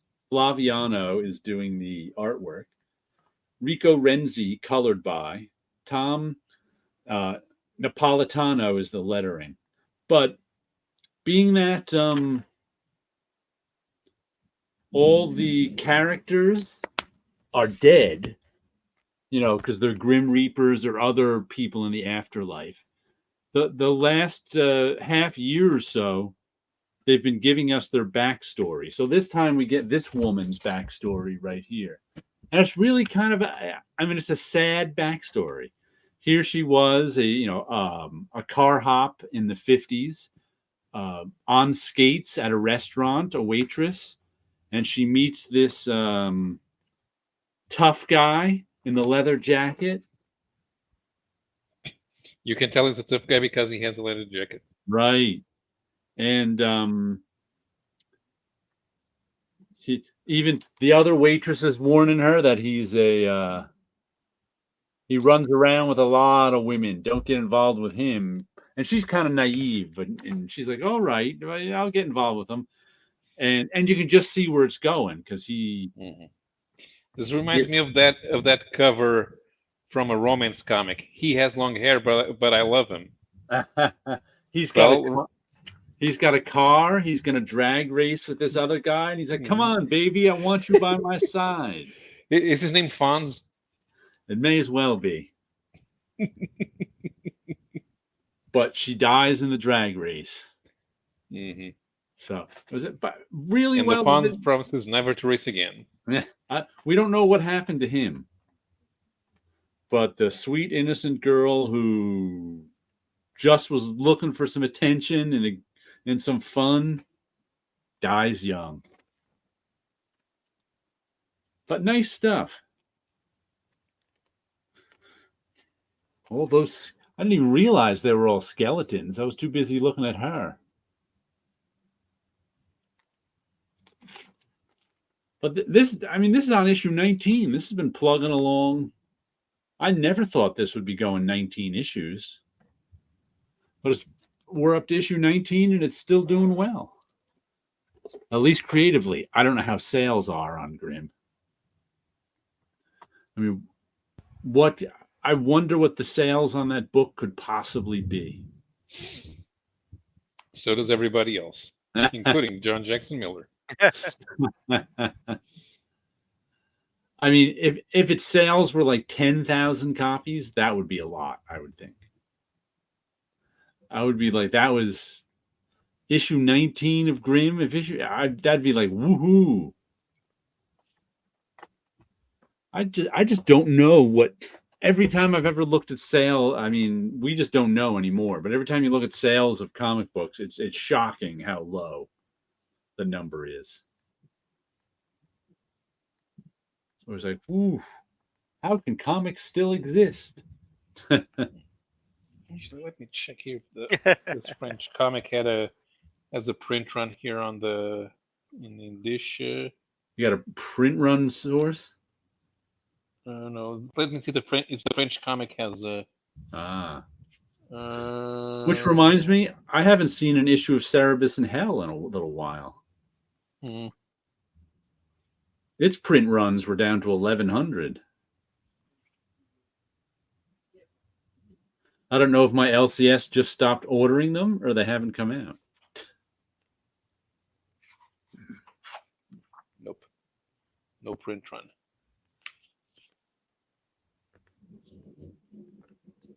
Yeah, because I just realized it's been a few months since I've gotten a Cerebus in Hell, I think. How many issues was it supposed to have? I don't know, because they're all first issues. Mm-hmm. I think he's been doing it as a web comic. And since it's only web strips, it can go on forever. There's not a plot to wrap up. Maybe he ran out of obscure Canadian politicians to make fun of. So the last one to come out was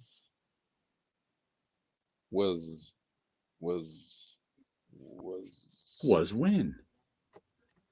So November 2023, Spoorbetvark #1. November? December 2023, December? Marvel Man. December, yeah. There's Marvel Manvark #1.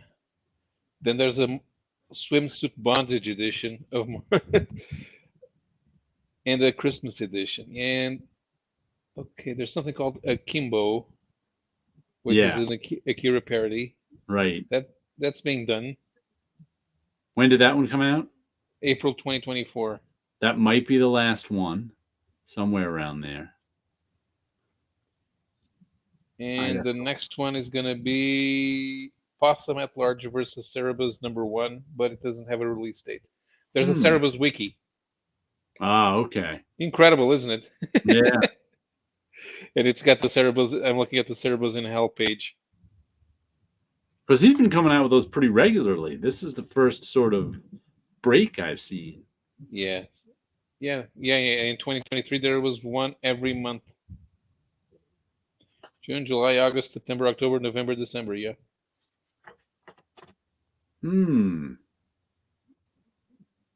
Cerebus in Hell. Yeah. So the next Possum at Large is going to be Naruto Bus and Go to Bifrost. Why? Yeah, sometimes the things he chooses to parody are not big sellers. Mm-hmm. Huh. I'm going to parody an obscure Maxwell House ad from 1989.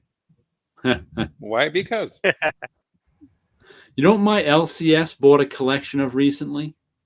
Savage Sword of Conans.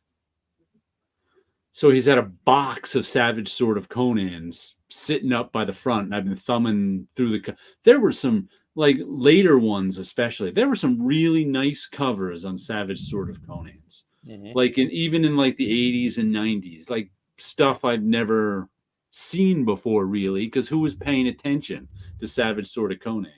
Yeah, I don't think they were even doing two-parters at that time. It was always a complete story, or at least a complete main story in the King Cole backup. Though I've had no interest in buying them, I've been having fun as I'm standing at the comic shop flipping through them.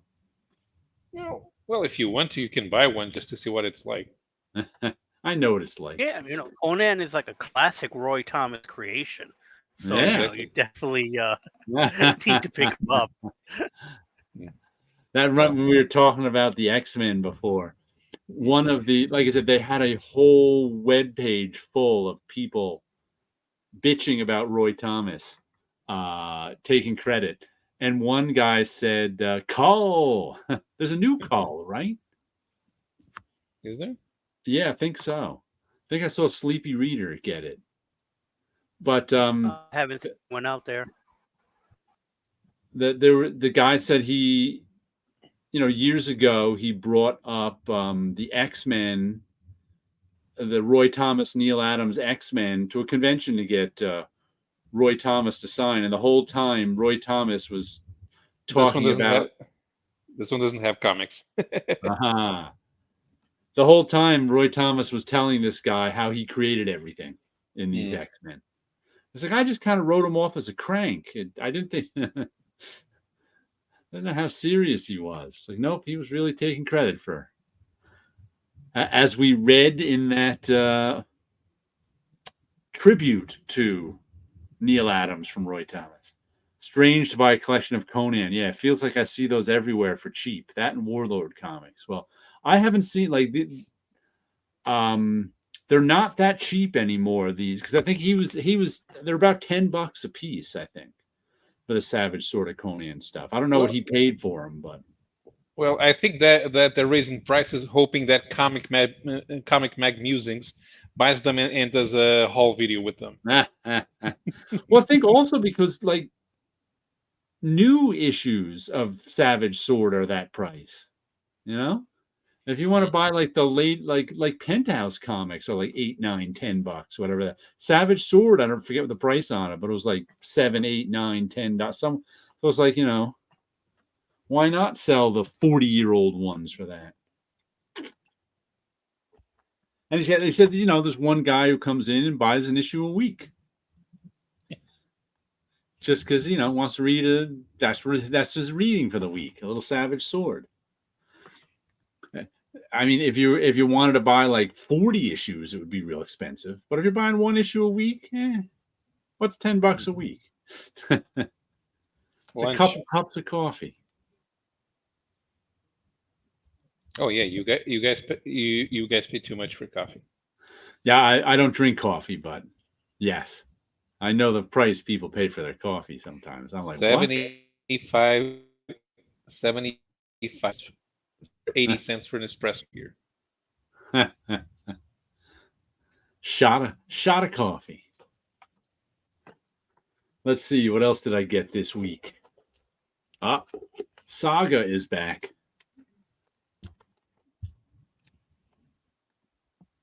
I wonder how much this is selling, because it's not selling much at my LCS anymore.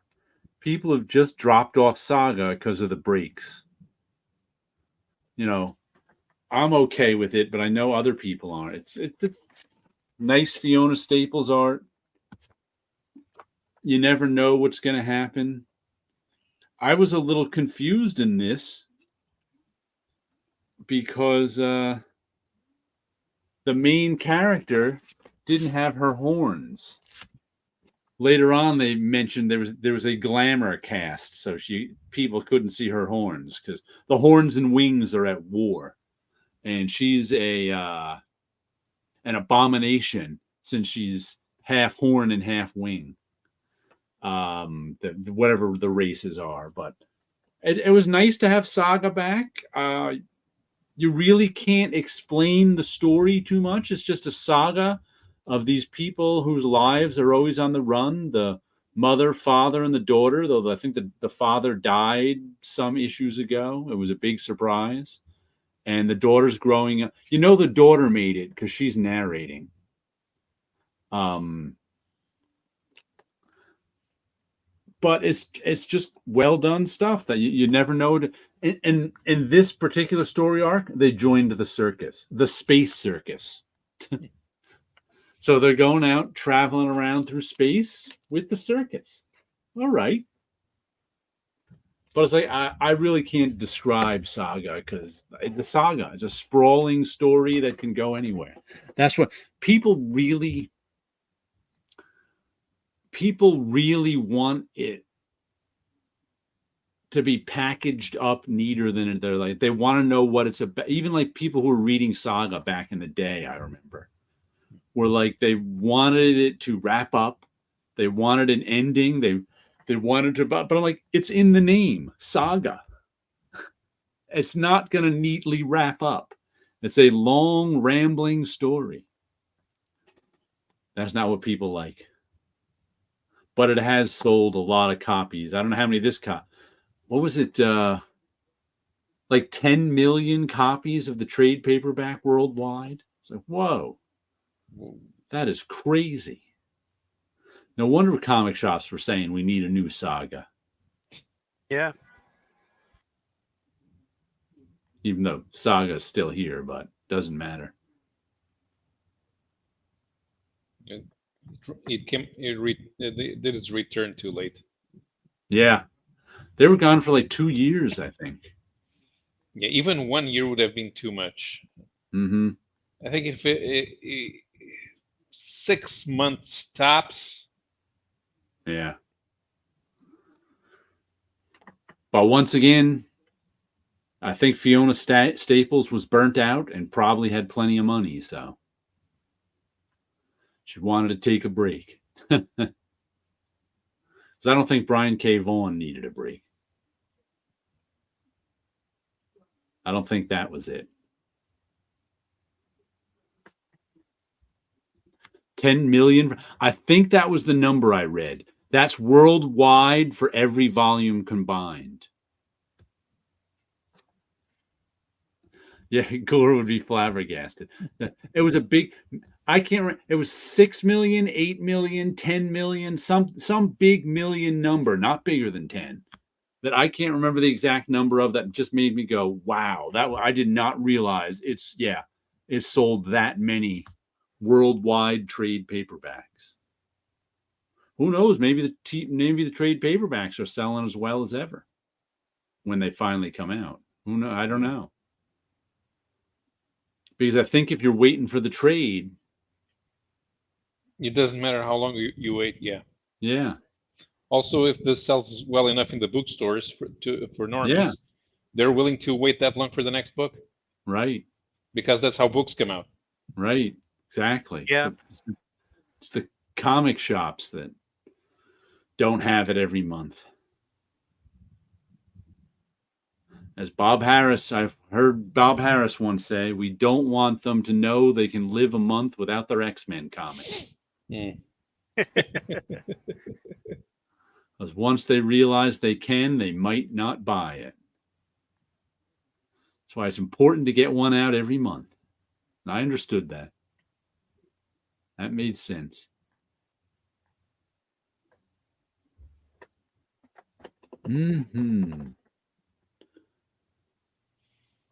What comic when you were young, Wilson, was the wait between the issues the worst for?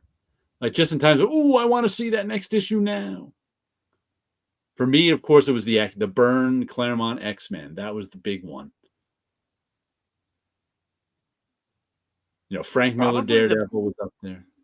Byrne Fantastic Four. The McFarlane Spider-Man. Yeah.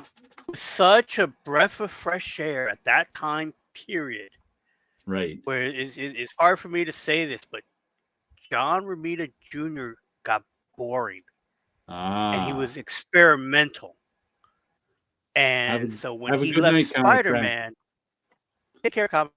When he left Spider-Man, it was like, before he became the John Romita Jr. we know now, right before Daredevil, he was in this experimental phase within Spider-Man that made it really boring and art-wise. And then when McFarlane came in, it was like, this is amazing. Seeing something like that, he made Spider-Man cartoony, for lack of a better term. There was a lot of energy in there, so I always felt like the Spider-Man issues, it wasn't enough. And then going back to realize when they were doing those every other week, you do a page count, there were a lot less pages in there too. So did you know McFarlane was on Hulk before Spider-Man, right? Yes. Yeah.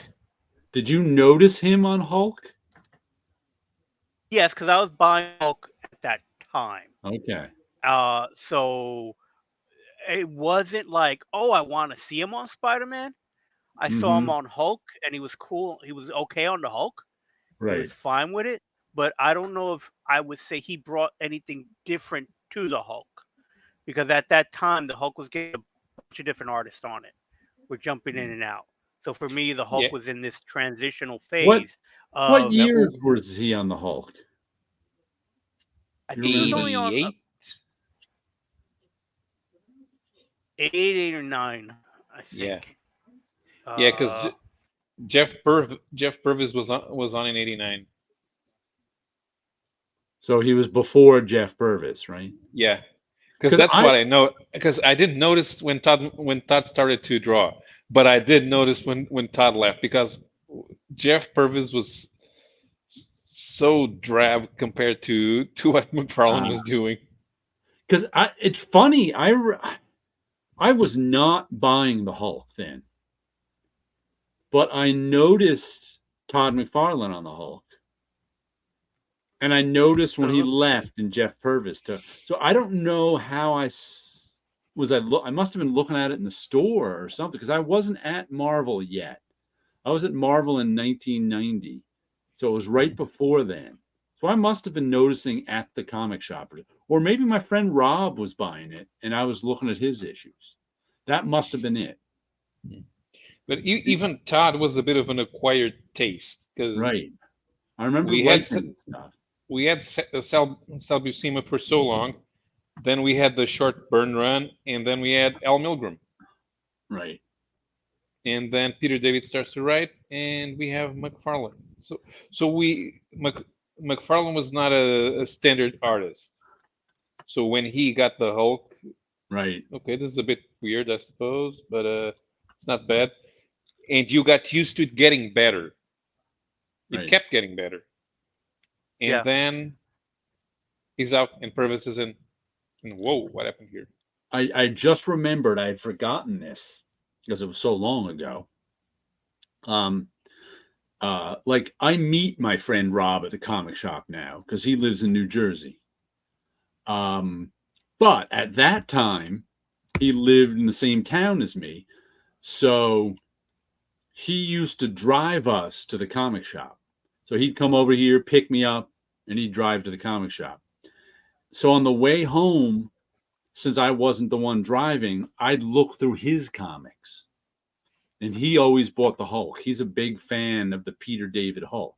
That's where I was seeing the Todd McFarlane Hulk, and that's where I noticed it because I couldn't. I was like, why was I why do I have such a memory of the Todd McFarlane? Noticing Todd McFarlane, I definitely noticed Todd McFarlane on the Hulk. That's why I was looking at his comics on the way home from the comic shop. It's funny how I forgot that because he's much more of a mainstream comics buyer than I am. Mm-hmm. So all those years I was, riding with him to the comic shop, I'd look through his comics on the way home. So that's how I kept up. right. Just thumbing through them. And I knew once McFarlane left the Hulk that people would be disappointed. But he must not have been buying Spider-Man because I don't remember him going from the Hulk to Spider-Man. Or at least I don't remember seeing the Spider-Man. I remember him going from. I remember the announcement of him leaving the Hulk and going to Spider-Man. But I don't think I actually saw those early issues because Rob didn't buy them. So I missed out. And he was also doing a bunch of covers as well, because he was doing. I think he was doing classic X-Men covers and maybe some Marvel Tales covers. Yeah. He was definitely doing Marvel Tales. G.I. Joe was Oh. something as well. I didn't know he did G.I. Joe. He may have first started on G.I. Joe. Might have been his very first assignment. May have been on G.I. Joe. Wasn't he doing DC stuff first? Or was that? Yeah, he did. He was doing Batman. Doing Batman. Yeah. Oh, yeah. That's when Alan Davis came in. I think McFarlane was supposed to draw Batman year 2, and then he quit, He quit DC, and Alan Davis took over. Mhm. But he was drawing Infinity Inc. And because he introduced Spawn in Infinity Inc., he just called him Mr. Bones.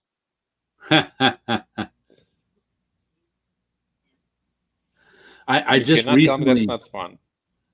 I just recently saw the a clip of McTarlane talking. I think it must have been at San Diego Comic-Con when he was talking about when he was first starting out. And he, as he said, he didn't really stand out. He wasn't that good. And he was looking for things he could draw, which is why he was like, capes. I can draw the hell out of these capes. So that's why he first started drawing the capes all fancy and flowing and free, because that's what he could do to stand out. It's like, interesting. Because without the capes, he was just another guy. Right. Yeah. Though there are a few artists with distinctive styles, and you go through their first year or two of publishing, and oh man, these guys were so boring back then.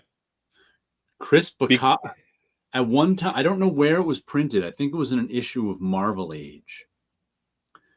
Chris Bacallo, who is terrific, he can really draw, gave them a couple of his early like tryout pages.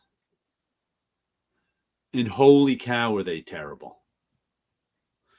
I mean, there was hardly any indication that the artist who drew these tryout pages would turn into Chris Bacallo. It was just like, wow. Oh, Those you are don't some remember? bad page, but that's how everyone starts out, just about.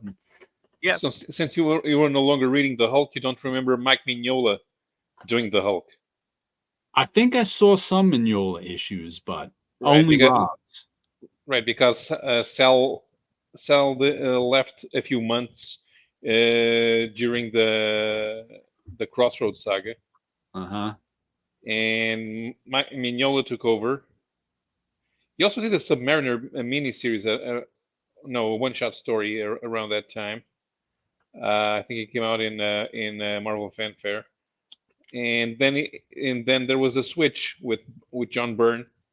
Mantlo and Mignola went to Alpha Flight, while Byrne went to the Hulk. So, and yeah, you can see that it's Mignola, but it's not Mignola yet. It's not his trademark style. It's just a superhero story. I'm trying to look at what my last issue of Hulk was. 251? Which was the one where he meets 251. That's Hurley Bill Mathel.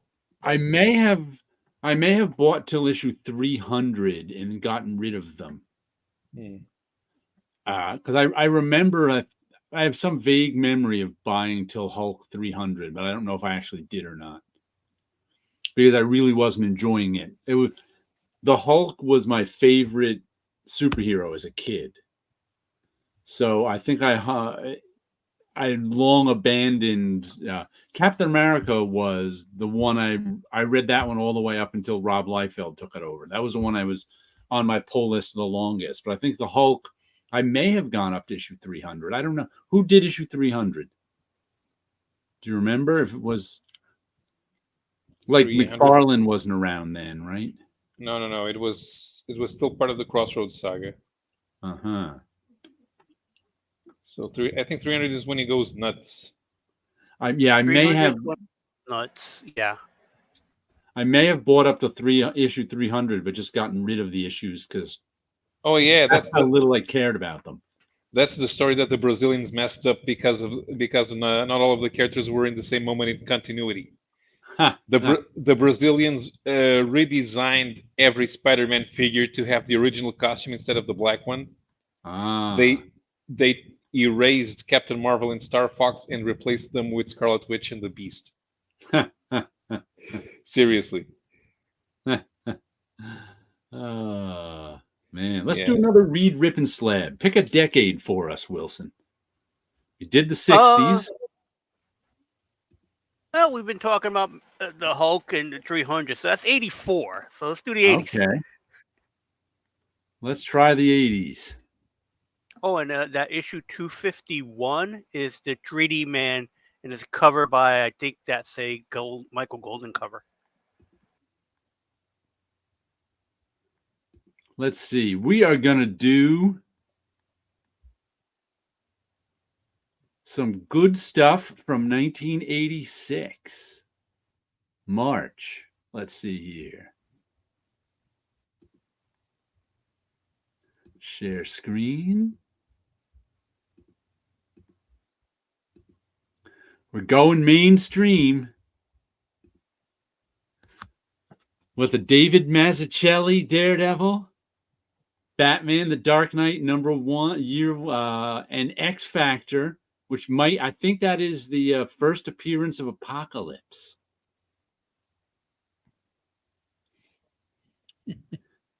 And I that bought Daredevil off the Nuke. rack. I bought X Factor off the rack. I picked up the Dark Knight #1, flipped through it, didn't like the art, back onto the rack. So that's why I'll slab the Dark Knight Returns, so I don't make that mistake again. And that one's hard to rip because of the cover. The prestige format. It's hard to rip. So the big question on Dark Knight 1 that I never thought about before reading it this year sometime, is he facing forwards or backwards?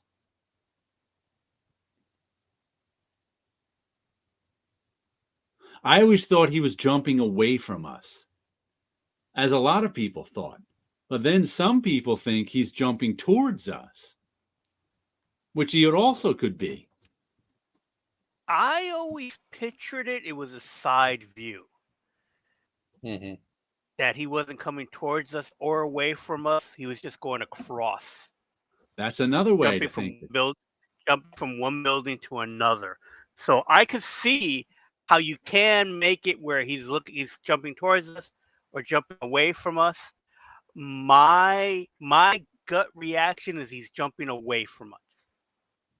Is how I would see that. I'm going to read Batman, rip X Factor, and slab Daredevil. That's the poster cover. That's who Tit Goblin's going to do. He's going to read X Factor, rip Daredevil, slab Dark Knight, dolphin background flag. What are you doing, Wilson? I'm going to slab Batman. I'm going to read Daredevil. And unfortunately, that means I'm going to have to rip X Factor, but I could rip them down the center, and I could have a bunch of heroes on one side and villains on the other side. Now, as far as Dolphin's concerned, I think I want to replace Batman with the Dolphin, just because it'll be just the Dolphin, the Dark Knight Dolphin, jumping across there. And as far as the Flamingos are concerned, I would have them standing right behind Daredevil, like they're giving them backup, even though they're just there to watch. I'm going to Dolphin. What's the guy's name? Time Thief? Shadow Thief? The lamer one in blue in the Alliance. Okay.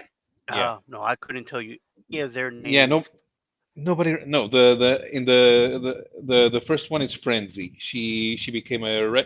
I think she ended up joining. A Reaver? Frenzy. She joined the Acolytes. She was Cargill, Joanna Cargill. That's her name. The girl guy was a Goliath. That's Tower. He had. Yeah, he was the one that he tried to abduct Artie Maddox. A couple of issues before, and the other two I just don't remember. Didn't remember their names. The girl in pink. I don't know who she is. Is that Boom Boom? No, that's way before. No. Well, that's way before Boom Boom. Okay. And I'm going to put the dolphins. I'm going to put the flamingos in Batman's cape. They're jumping with him. In the Tit cape. Goblin can see all three, but he sees him jumping side. See, I don't see him going as due to the bottom legs. To me, that puts it in perspective and makes it look like he's jumping towards us or away from us. But the arms don't so much. That's where I can see him jumping like across. Right. But I always thought he was jumping away from us. Jumping left to right over Wilson's sky. Let's see. Eric P is going to slab the Dark Knight, read Daredevil, and rip X Factor. Put the Dolphin in place of the Daredevil title. He'll swim across. I am going to rip the Dark Knight. That'll be a tough job. I think I can do it. You can rip a prestige format. Yeah. I'll train. I'll be like Rocky going up the steps. I'll try various until I'm finally at the top of the steps and rip it right along the lightning bolt. The whole training montage I can do. Which means I'm going to slab X Factor, first cameo appearance of Apocalypse, and read Daredevil. Matter of fact, I have I have the Mazzucchelli Daredevil Artist Edition, I think. Yeah, there it is. Which that issue is probably in. I forgot about. Did you do you know what's neat about that Mazzucchelli Daredevil Artist Edition? Is that he did certain things on overlays, and they reproduced the overlays on vellum tracing paper. Oh, that is cool. Yeah. That was kind of wild. I was like, whoa. See, drive 3 hours every day to get to the Rocky Steps. That's dedication to rip that. Yeah, I'll train. Let's see. I think I'm going to put the flamingos. I'm going to copy whoever put the flamingos in the corner box with the last one and put them up there with Cyclops. They'll be looking down over the battle. And I'm going to replace that lightning bolt with a dolphin because lightning is very dangerous and it shouldn't be on a cover. Mm-hmm. You may get shocked. I bought Daredevil and the Dark Knight off the racks. I don't think I bought X Factor though, but I may have. But I'm not sure. Yeah, those first few issues. I mean, they introduced Arnie and they introduced Cargill because didn't Walter Simonson do like the first issue? No. That was still Bob Layton. Oh, okay. Then maybe I just bought the first issue and went, I'm out of here. Okay, so Walter started doing around 12 or something. I just checked my database and I have X Factor 1 through 5. So I bought 5 issues of it and then bailed.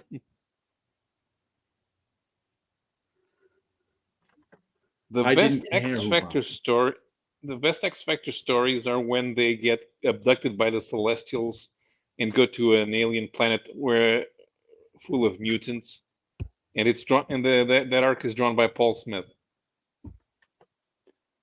And they were the original X-Men, right? We had Beast back.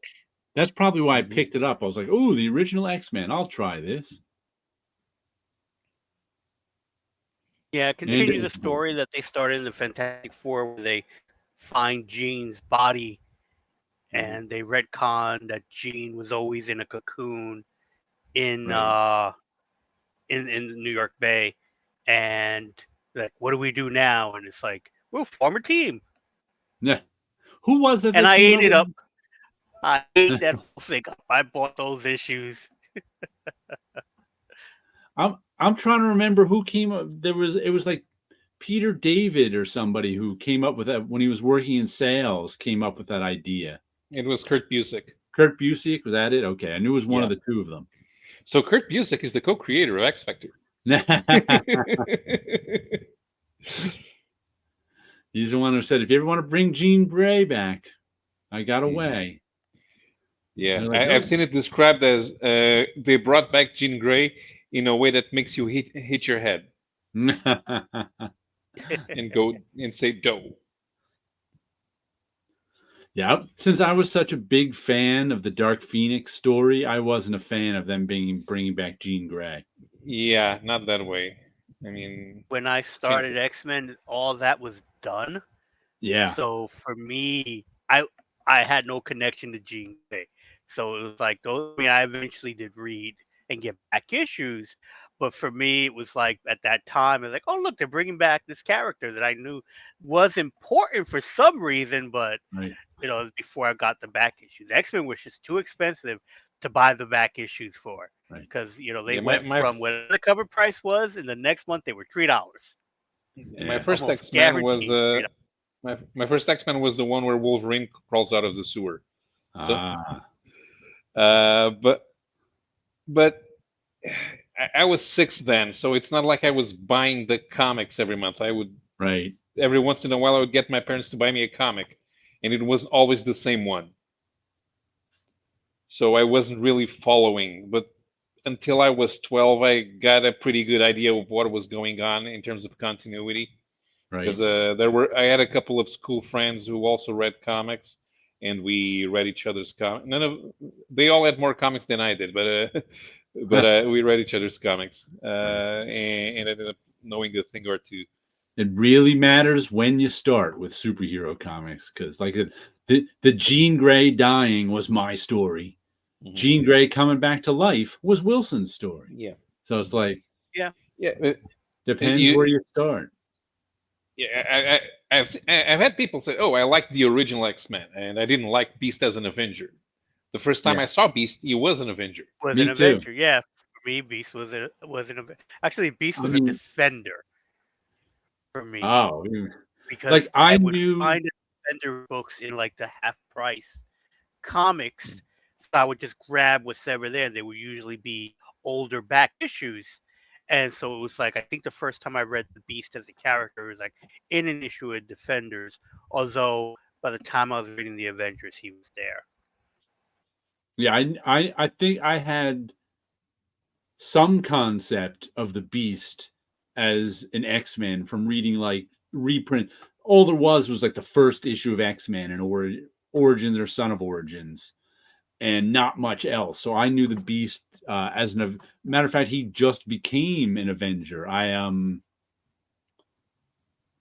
When was my the first issues of the Avengers I read were the George Perez stuff around 150.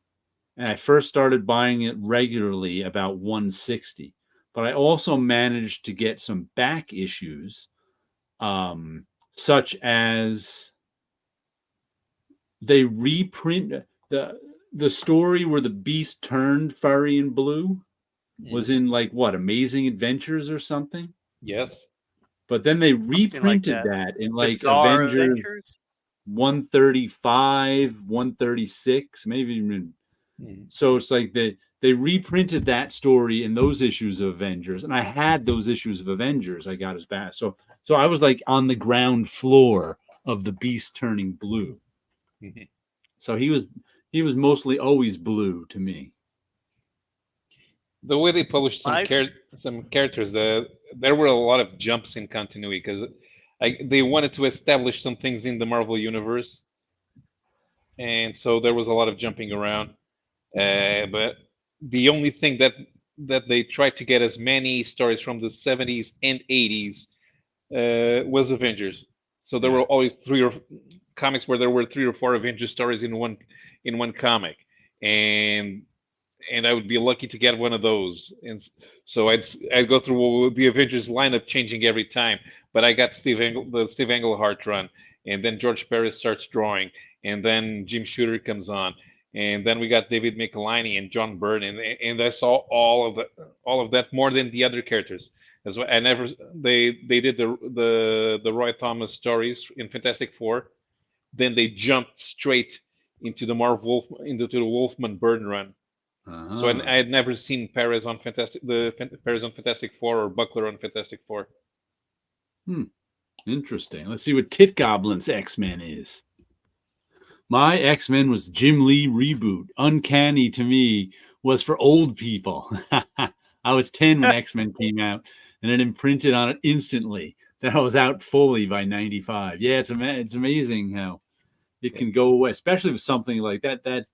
That Jim Lee X-Men was exciting stuff to people at the time. Yeah, but the thing at my age, having read all of the Marvel Universe like that, I can talk about this stuff with much older people, just because of the way it was published. Right, because you read a lot of the stuff I read. That was my year of Avengers. Yeah, for X-Men, I was looking it up. Issue 187 is where I start, and continued from that, and then slowly went back. And 187 is the cover where Storm is changing into a Wraith. So that was the first one that I was reading, and that was because I bought all the other Marvel books that month, and I wanted something else, and I wasn't going to DC yet. And I was like, but okay, let me try this X-Men one. And it was like so wordy to me compared to everything else. And so the X-Men was the last one for me to pick up because Claremont was too wordy at the time. But then a few issues after that, there's the Spider-Man one, where he appears in Spider-Man, where Spider-Man appears in an X-Men book. It's like, why is there a Spider-Man story in the middle of the X-Men? But I'm reading it and I'm enjoying it because at that time you had that Conan villain whose name I forget right now. It's the exact reason I stopped reading the X-Men. I've said that was drawn by John Romita Jr. Right. I've said this before. I back in the day, I had this discussion with Thomas Velasquez, who's a few years younger than me, probably around your age then, maybe a couple years older than you. But his first issue of the X-Men that got him hooked was that Kulan Goth storyline, and that's the issue of the X-Men that made me go, I'm done with this. Story where they take on a wizard and then everything's fixed at the end. No, thank you. I've been there, done that. And I actually kept buying it till issue 200. I remember the exact time. So I'm not buying the X-Men anymore. I'm done. After this storyline, he's been repeating himself for a while. I'm done with the X-Men. But then I still bought because my collection goes until issue 200. But I have no memory of buying anything after that Kulan Goth story. It's funny. But yeah, it's funny. The exact issue that made him a fan made me quit. If you reread the X-Men, starting on Giant Size 1, you can stop reading at 150. Because they defeat Magneto. It's done. It's over. Some of the Paul Smith stuff was good, I remember. It was, but if you want to have a story that is ongoing and it makes sense and it's going somewhere, and we all know how Claremont was with forgetting about a plot point. But you can, even if you don't know if you stop at 150, you miss out on the mystery of where Nightcrawler comes from. But it doesn't matter. No. The story ends in 150. They defeat Magneto. It's done. I think the Paul Smith stories is what sold me on, like, I really like the Wolverine character. The Paul Smith stuff. Just because he kind of drew him like Batman. It reminded me of Batman. Though I agree with John Byrne when he was talking about this Paul Smith issues, when he was saying that Paul Smith was sort of the first artist in comics to not draw characters on model. He instead drew them the Paul Smith way. And before then, you always tried to get characters on model. after then, you were kind of like, "Oh, I can't wait to see somebody's take on, Wolverine." All of a sudden, everybody didn't have Right. to be on model anymore. And the evidence of that is especially the Madeline Pryor storyline. Because I can remember being so confused by Madeline Pryor because when you finally get to see her, it's supposed to be a big reveal, but much like these Spawn comics, there's a big reveal of the character, and I'm like, who is that? You couldn't tell that was supposed to be Jean Grey. She was just some random redhead that showed up that Cyclops is like, oh my God, she looks just like Jean Grey, which he didn't even say. He just acted, but she didn't look anything like Jean Grey. She just looked like a Paul Smith redhead. So it was like, he didn't even try to get her on. So I kind of agree with John Byrne when he puts that sort of as a dividing point between artists who always tried to be on model and artists who were just doing their own take. And that when I read that, I was like, oh, I agree with that, because I remember being once again, Rob and I we were like, who is that? That's supposed to be Jean Grey? I don't know. I think it's supposed to, because she showed up at like the end of an issue. Yeah. So and now think about it. Yeah, I met her before Jean Grey. Right. You knew who she was going in, but for the rest of us, we're like, huh? Who is that? I remember from Paul Smith changed Scott's hairdo. But the thing I found the most glaring was the Scott's shades. Now Byrne drew them different from Cockrum, but Paul Smith was the first to draw Scott's shades with as stylish. Ah, okay, yeah. Yeah, the shades like that were around in the 80s. You could get them in different colors. Yeah. Now I never was able to find the red ones. Burns were functional because they go all around to protect the eyes from the I-beams coming out. But Paul Smith, they had a design. They were stylish. Right. He wasn't staying on model. His Storm was not regal, I suppose. Oh, that's right. He made it was Punk Storm under him too, right? Yeah. No, that was already John Romita Jr. No, wait, no, it isn't. No, it's him. Yeah. Or is it? Okay, so she goes to the wedding.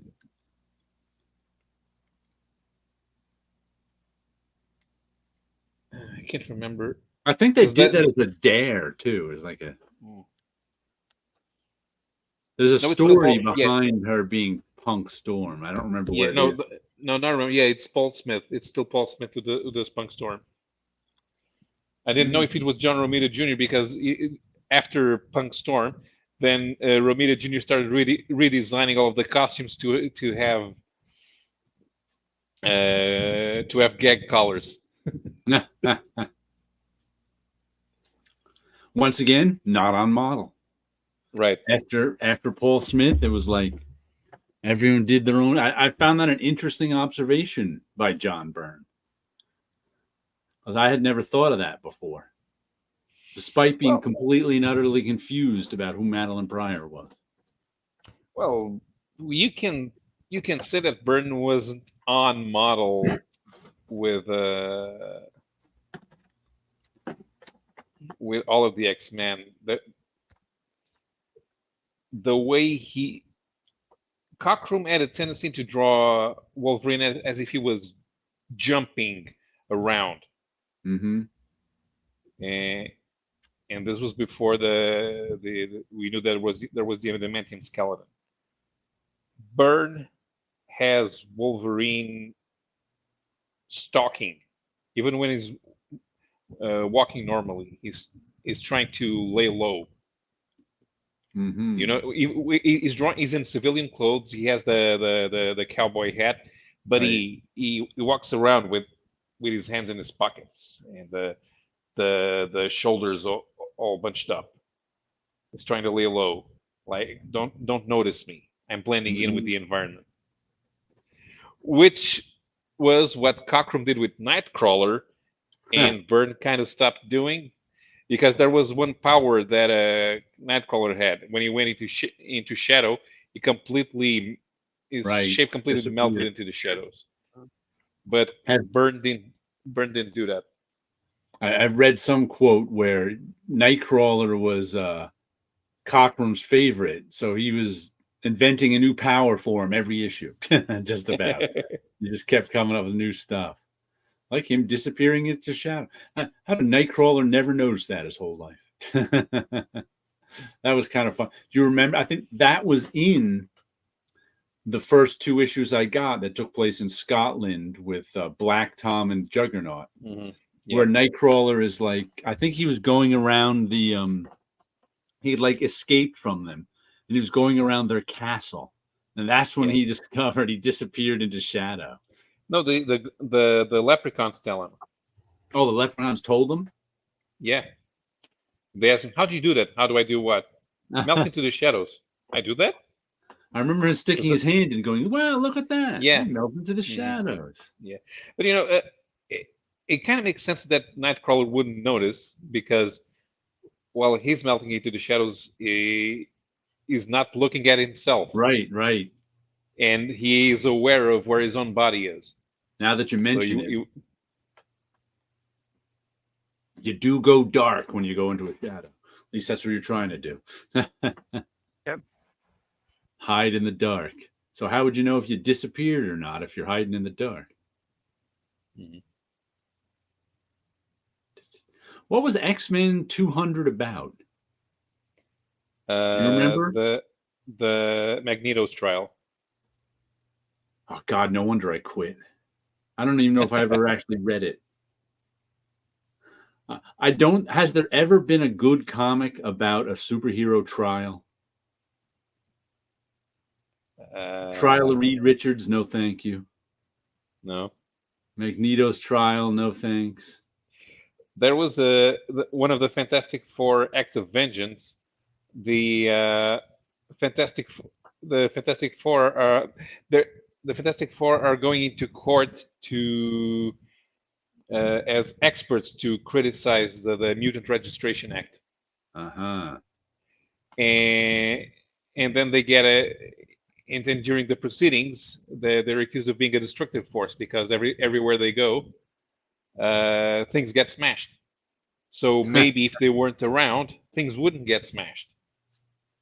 And they have to prove that they're safeguarding the world from the supervillains, which is the worst thing that actually they could be saying because somebody is using some mind control machine on a bunch of villains, and they all attack the FF inside the courtroom.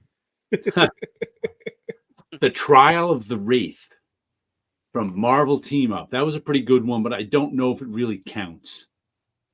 Because the courtroom was just kind of the setting for a superhero story. Mm-hmm.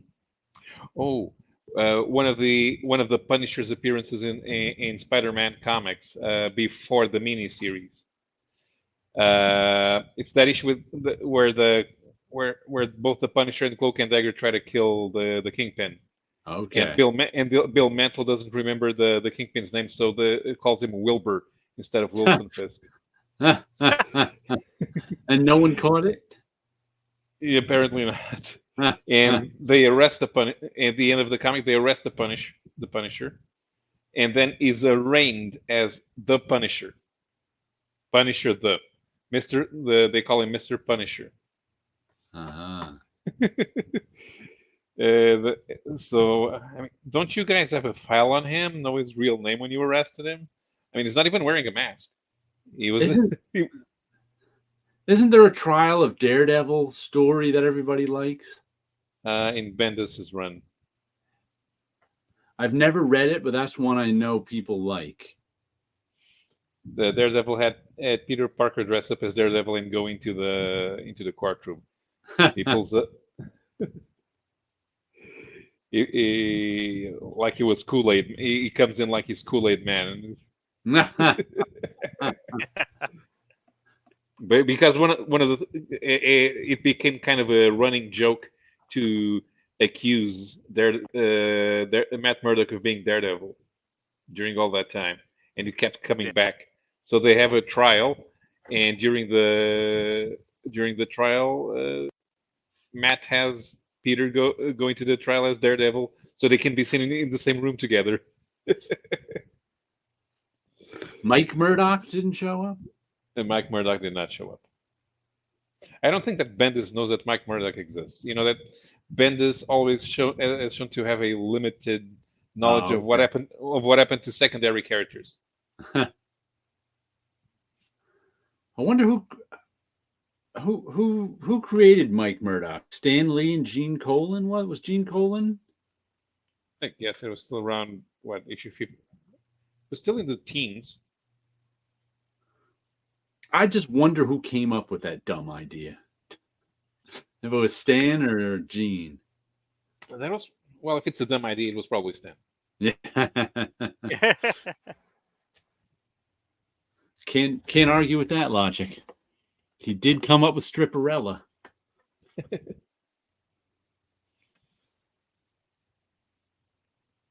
I've never read the Trial of the Flash. Oh, I forgot about the Trial of the Flash. Oh, that was awful. The Trial of the Flash. I was buying it at the time just to see how long it was going to go. And it turns out, the story goes, I didn't know this at the time. I didn't read this till decades later, that Marvel's comics aren't planned far ahead. DC's comics were planned far ahead. Like Marvel comics always had like a 3-month lead time, maybe. So the issue you're writing right now is going to appear in 3 months. And you don't always know what's going to be in the issue you're writing right now. DC's lead time was at least 6 months, sometimes a year. So,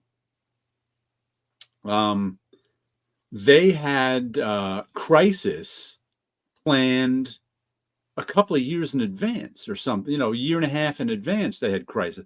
And they knew they were going to kill the Flash in Crisis. So, I forget who was the writer of the Flash at the time. He knew the Flash was going to die, so and I think it was supposed to wrap up quicker than it did. And Crisis was supposed to come a little earlier than it did. So he just decided to see how long he could stretch out this Trial of the Flash storyline. And it went on a long time. Yeah. I got rid of my issues of Trials of the Flash a long time ago, but in some ways I wish I still had them. As a matter of fact, must be 15 years ago now. I was like, oh man, I really want to read that Trial of the Flash again, just kind of out of curiosity. Yeah. And I went to see how much the issues cost now. This is like 15 years ago. And they were since they were the last issues of a series and not many people were buying it, they had risen up in price. And I was like, no thanks. And I was like, you know what? Let me see if I can find them digitally. This is, of course, before anything was available digitally from Marvel and DC. So I had to go on torrents and the Usenet to see and I found them. I was like, oh, cool. I found them. Maybe I'll read them digitally. I don't know if I got through one issue. It was just like, oh my God, this is because I read it out of like morbid curiosity back in the day.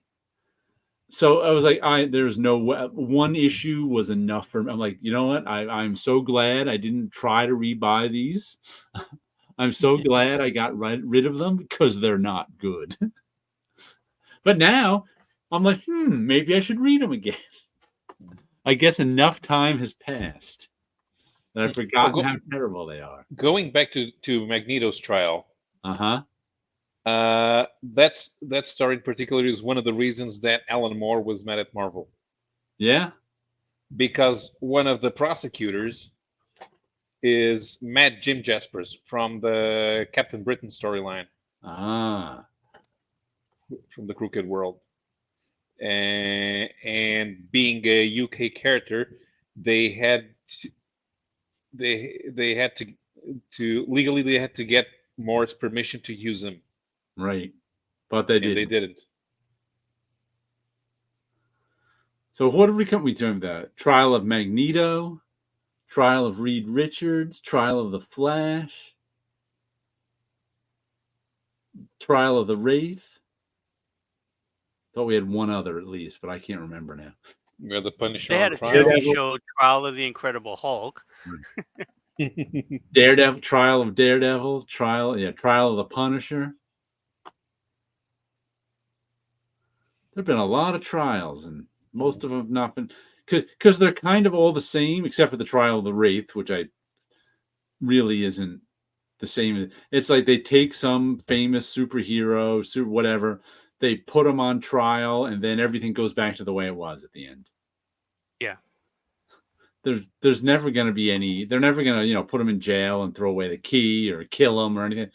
It's all just like it's a farce. It's like, at the end of the trial, nothing's going to be different.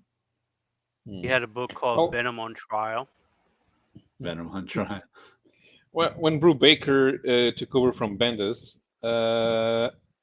they put Matt Murdock on trial again, accused of being Daredevil, even though they had seen in the previous trial. So if you retry, it's prejudicial trial. Double jeopardy. Can't do that. Exactly. Huh. But he does go to jail, and who needs to be put on he trial? stays there for a few months. Flashman, House Roy. Hey, his name. As long as you put his name first in the trial, everything's good. Oh no! But wait a minute. Funky is the boss. House Roy is the butler. You have to wait until Funky Flashman dies, House Roy. That's what he did. Yep. Waited until everyone died and said, "I created Wolverine." The first sayer. I created Funky Flashman. Like I said, we have a show. We'll just come up with names. That way, we're the official creators of anything with it shows up with that name.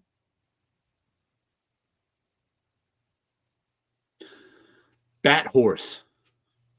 That's right. I'm the creator of Bat Horse.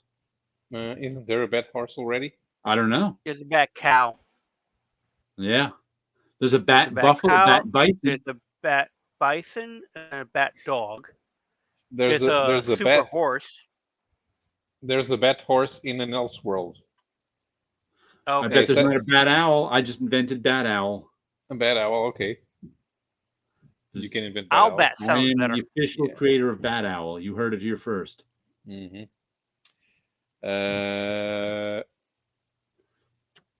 Super Snake? I invented Super Snake. You just heard me. Super Snake sounds like a 70s superhero, though. Super Snake is Italian. Bat Owl is from New Jersey. But I invented a Super Snake who's not Italian. So I co-created him. And I'm creating Owl Bat from Michigan.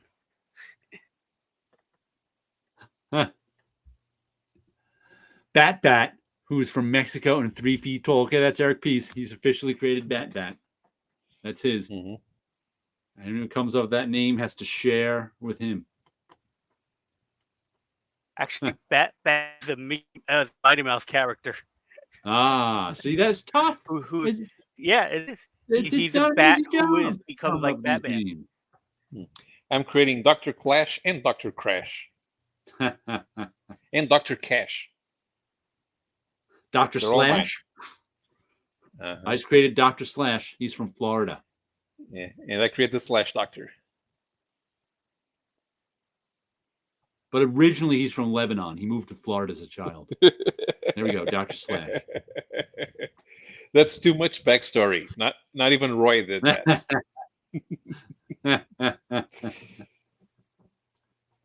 Speaking of backstory, the last comic I got this week the Department of Truth. We've got a Zabruta film cover. Yeah, and look who's back. The Department of Truth. Yep. Is it selling the same? Good stuff. We got. This is the one where, if enough people believe in a conspiracy theory, it rewrites history. So the Department of Truth is trying to get history to stay the same or rewrite it in the favor of the United States. And of course, the Soviets have their own version of this. And this is all about them facing off during the Kennedy assassination years, where who is it? The leader of the Department of Truth. But in current day, the leader of the Department of Truth is Lee Harvey Oswald. Who he took over from was what's his name? The director of It's a Wonderful Life. All I can think of is Franz Kafka. It's not him. It's who directed It's a Wonderful Life and plenty of other hopeful, happy things. Oh, they say his name in here too. You guys know his name. I do too. I can't think of it at this moment. But it's him. He's the director of the Department of Truth before Lee Harvey Oswald. Joe McCarthy shows up. Frank Capra? Frank Capra. There we go. That's his name. So you can see why Franz Kafka blocked it for me. Frank Capra. Yeah. So good stuff as old. Fun book. The artwork in it's pretty imaginative too. Lots of painted, blurry stuff. Painted, blurry stuff. Not quite Bill Sienkiewicz, but in a similar vein. So what are the characters you got for us, Paolo? Put Captain in front of something and create a new character. Yes. Captain Busby. That's my new character. He's a fighter pilot. You have a Captain Jello? Captain you can't if you put Jello in there, you're gonna have to change it to Jelly. Green, the band Green Jello found that out. Yes. Yeah. Don't Captain put it Slime. in front of a copyrighted word. Okay, so let's have a Captain Slime. Nickelodeon probably owns that. I'm not sure, but if and it doesn't, Captain Donut. Captain Donut. Ooh. Yeah, An ex-cop. I'm now Captain co-creator. Drums. Captain Drums. Where's he from? What's his nationality? Milwaukee. Okay. Milwaukee.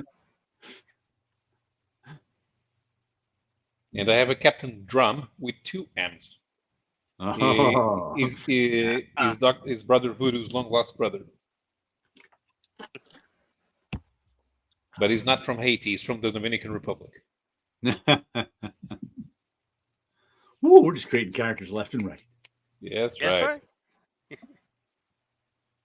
If only we had people to order to do them. Yep. Okay, so we had Captain Marvel and we had the Lieutenants Marvel. I'm creating Corporal Marvel. Lieutenant Marvel. And Chief Petty Officer Marvel. Ah. Private Marvel. Admiral Marvel. Postman Well, it's Marvel. easy to do, huh? We should be editors. Creating characters left and right. Mm-hmm. So all we got to do is to come up with these names and hand it off to John Romita. There you go. Easy peasy, lemon squeezy. There you go. And they say creating characters is hard. Ah, That's right. This reminds me of an old when Stephen Grant had his column in Comic Book Resources, and he once complained about people think that creating superheroes is just adding man to a word. And he said a friend of mine came up to me and said, Hey man, I need some help with the character I created. Okay, so what's the character? Rockman. Okay, what's it about? I told you, Rockman. Okay, but what does he do? Oh, that's why I'm asking you, so you can give me some ideas. Ah, so you want I to can't hire, tell you. so you want to hire me to develop a property for you? Oh, no, no, no. I have gotten that so many times. Facebook Messenger. I can't tell you how many times I have people come up and say, "I have an idea for a comic book character," and they just give you the name. Like, okay, what else do you got? That's all I got. It's like, oh, I can or tell need you a a whole lot story more.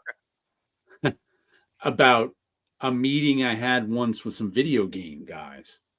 Ooh, video game. Who, what was that? Those are the worst. Who got in touch? They were nice guys who got in touch with me because they needed a graphic designer, an artist, and they're like, "Oh, we got this game we've been working on, but there's something. It's missing some polish. It's missing some finish. We want you to help us out." I'm like, "That's not really what I do, but let's just meet with them." Oh, I was like, "Okay."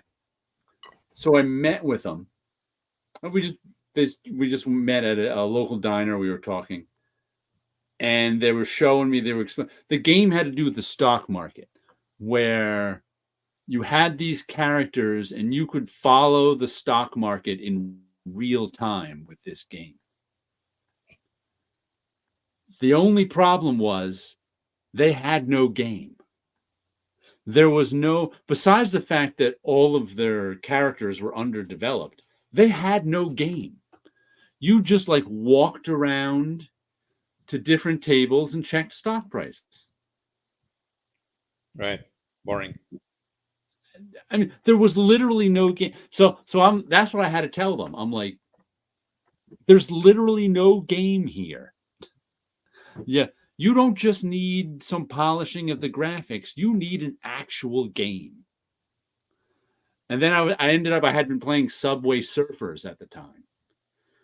So I was showing them Subway Surfers on my iPad, which had, a lot of well-developed characters and actual gameplay. A simple game, you're just going around the sub surfing. You've never played it. But I ended up passing them on to Evan Skolnick, who was an editor at Marvel and had since gone on to work in the game industry. And he had just written a book on how to develop a game. And I'm like, you need this. You need how to develop a game because your game's got no game. There's no actual gameplay. So they went and worked. I don't know if the game ever came out, but I know he met with them and I think worked with them a bit. But I was like, the problem with your game is there's no game. I'm like, what do you do in your game? Here in Subway Surfers, it's an endless runner. We jump over. This is what we do. In your game, you check stock prices.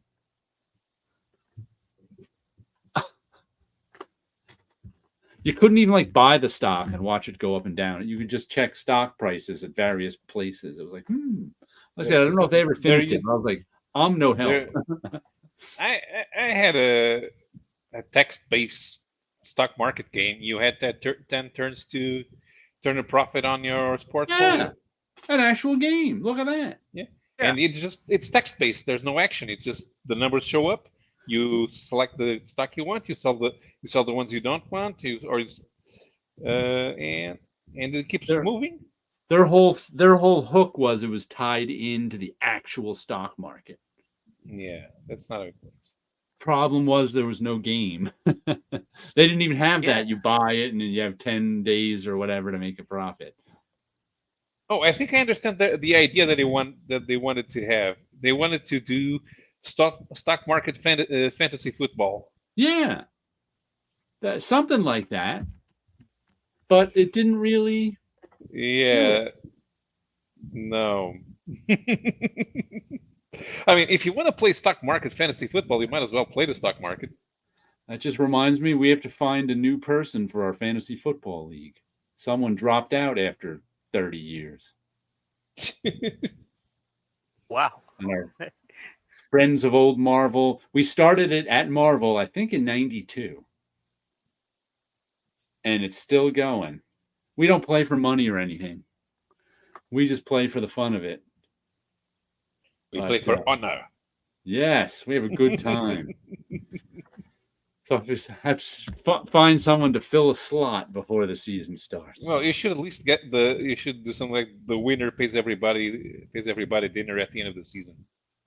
We do an auto draft because we can't even get everybody online at one time for 2 hours to do a draft. I just gave up on that years ago. I was like, no, I can't make it. No, I can't. We used to do a slow motion email draft, and we can't even do that anymore. I was like, I can't take it. It would take us 3 weeks to do a draft.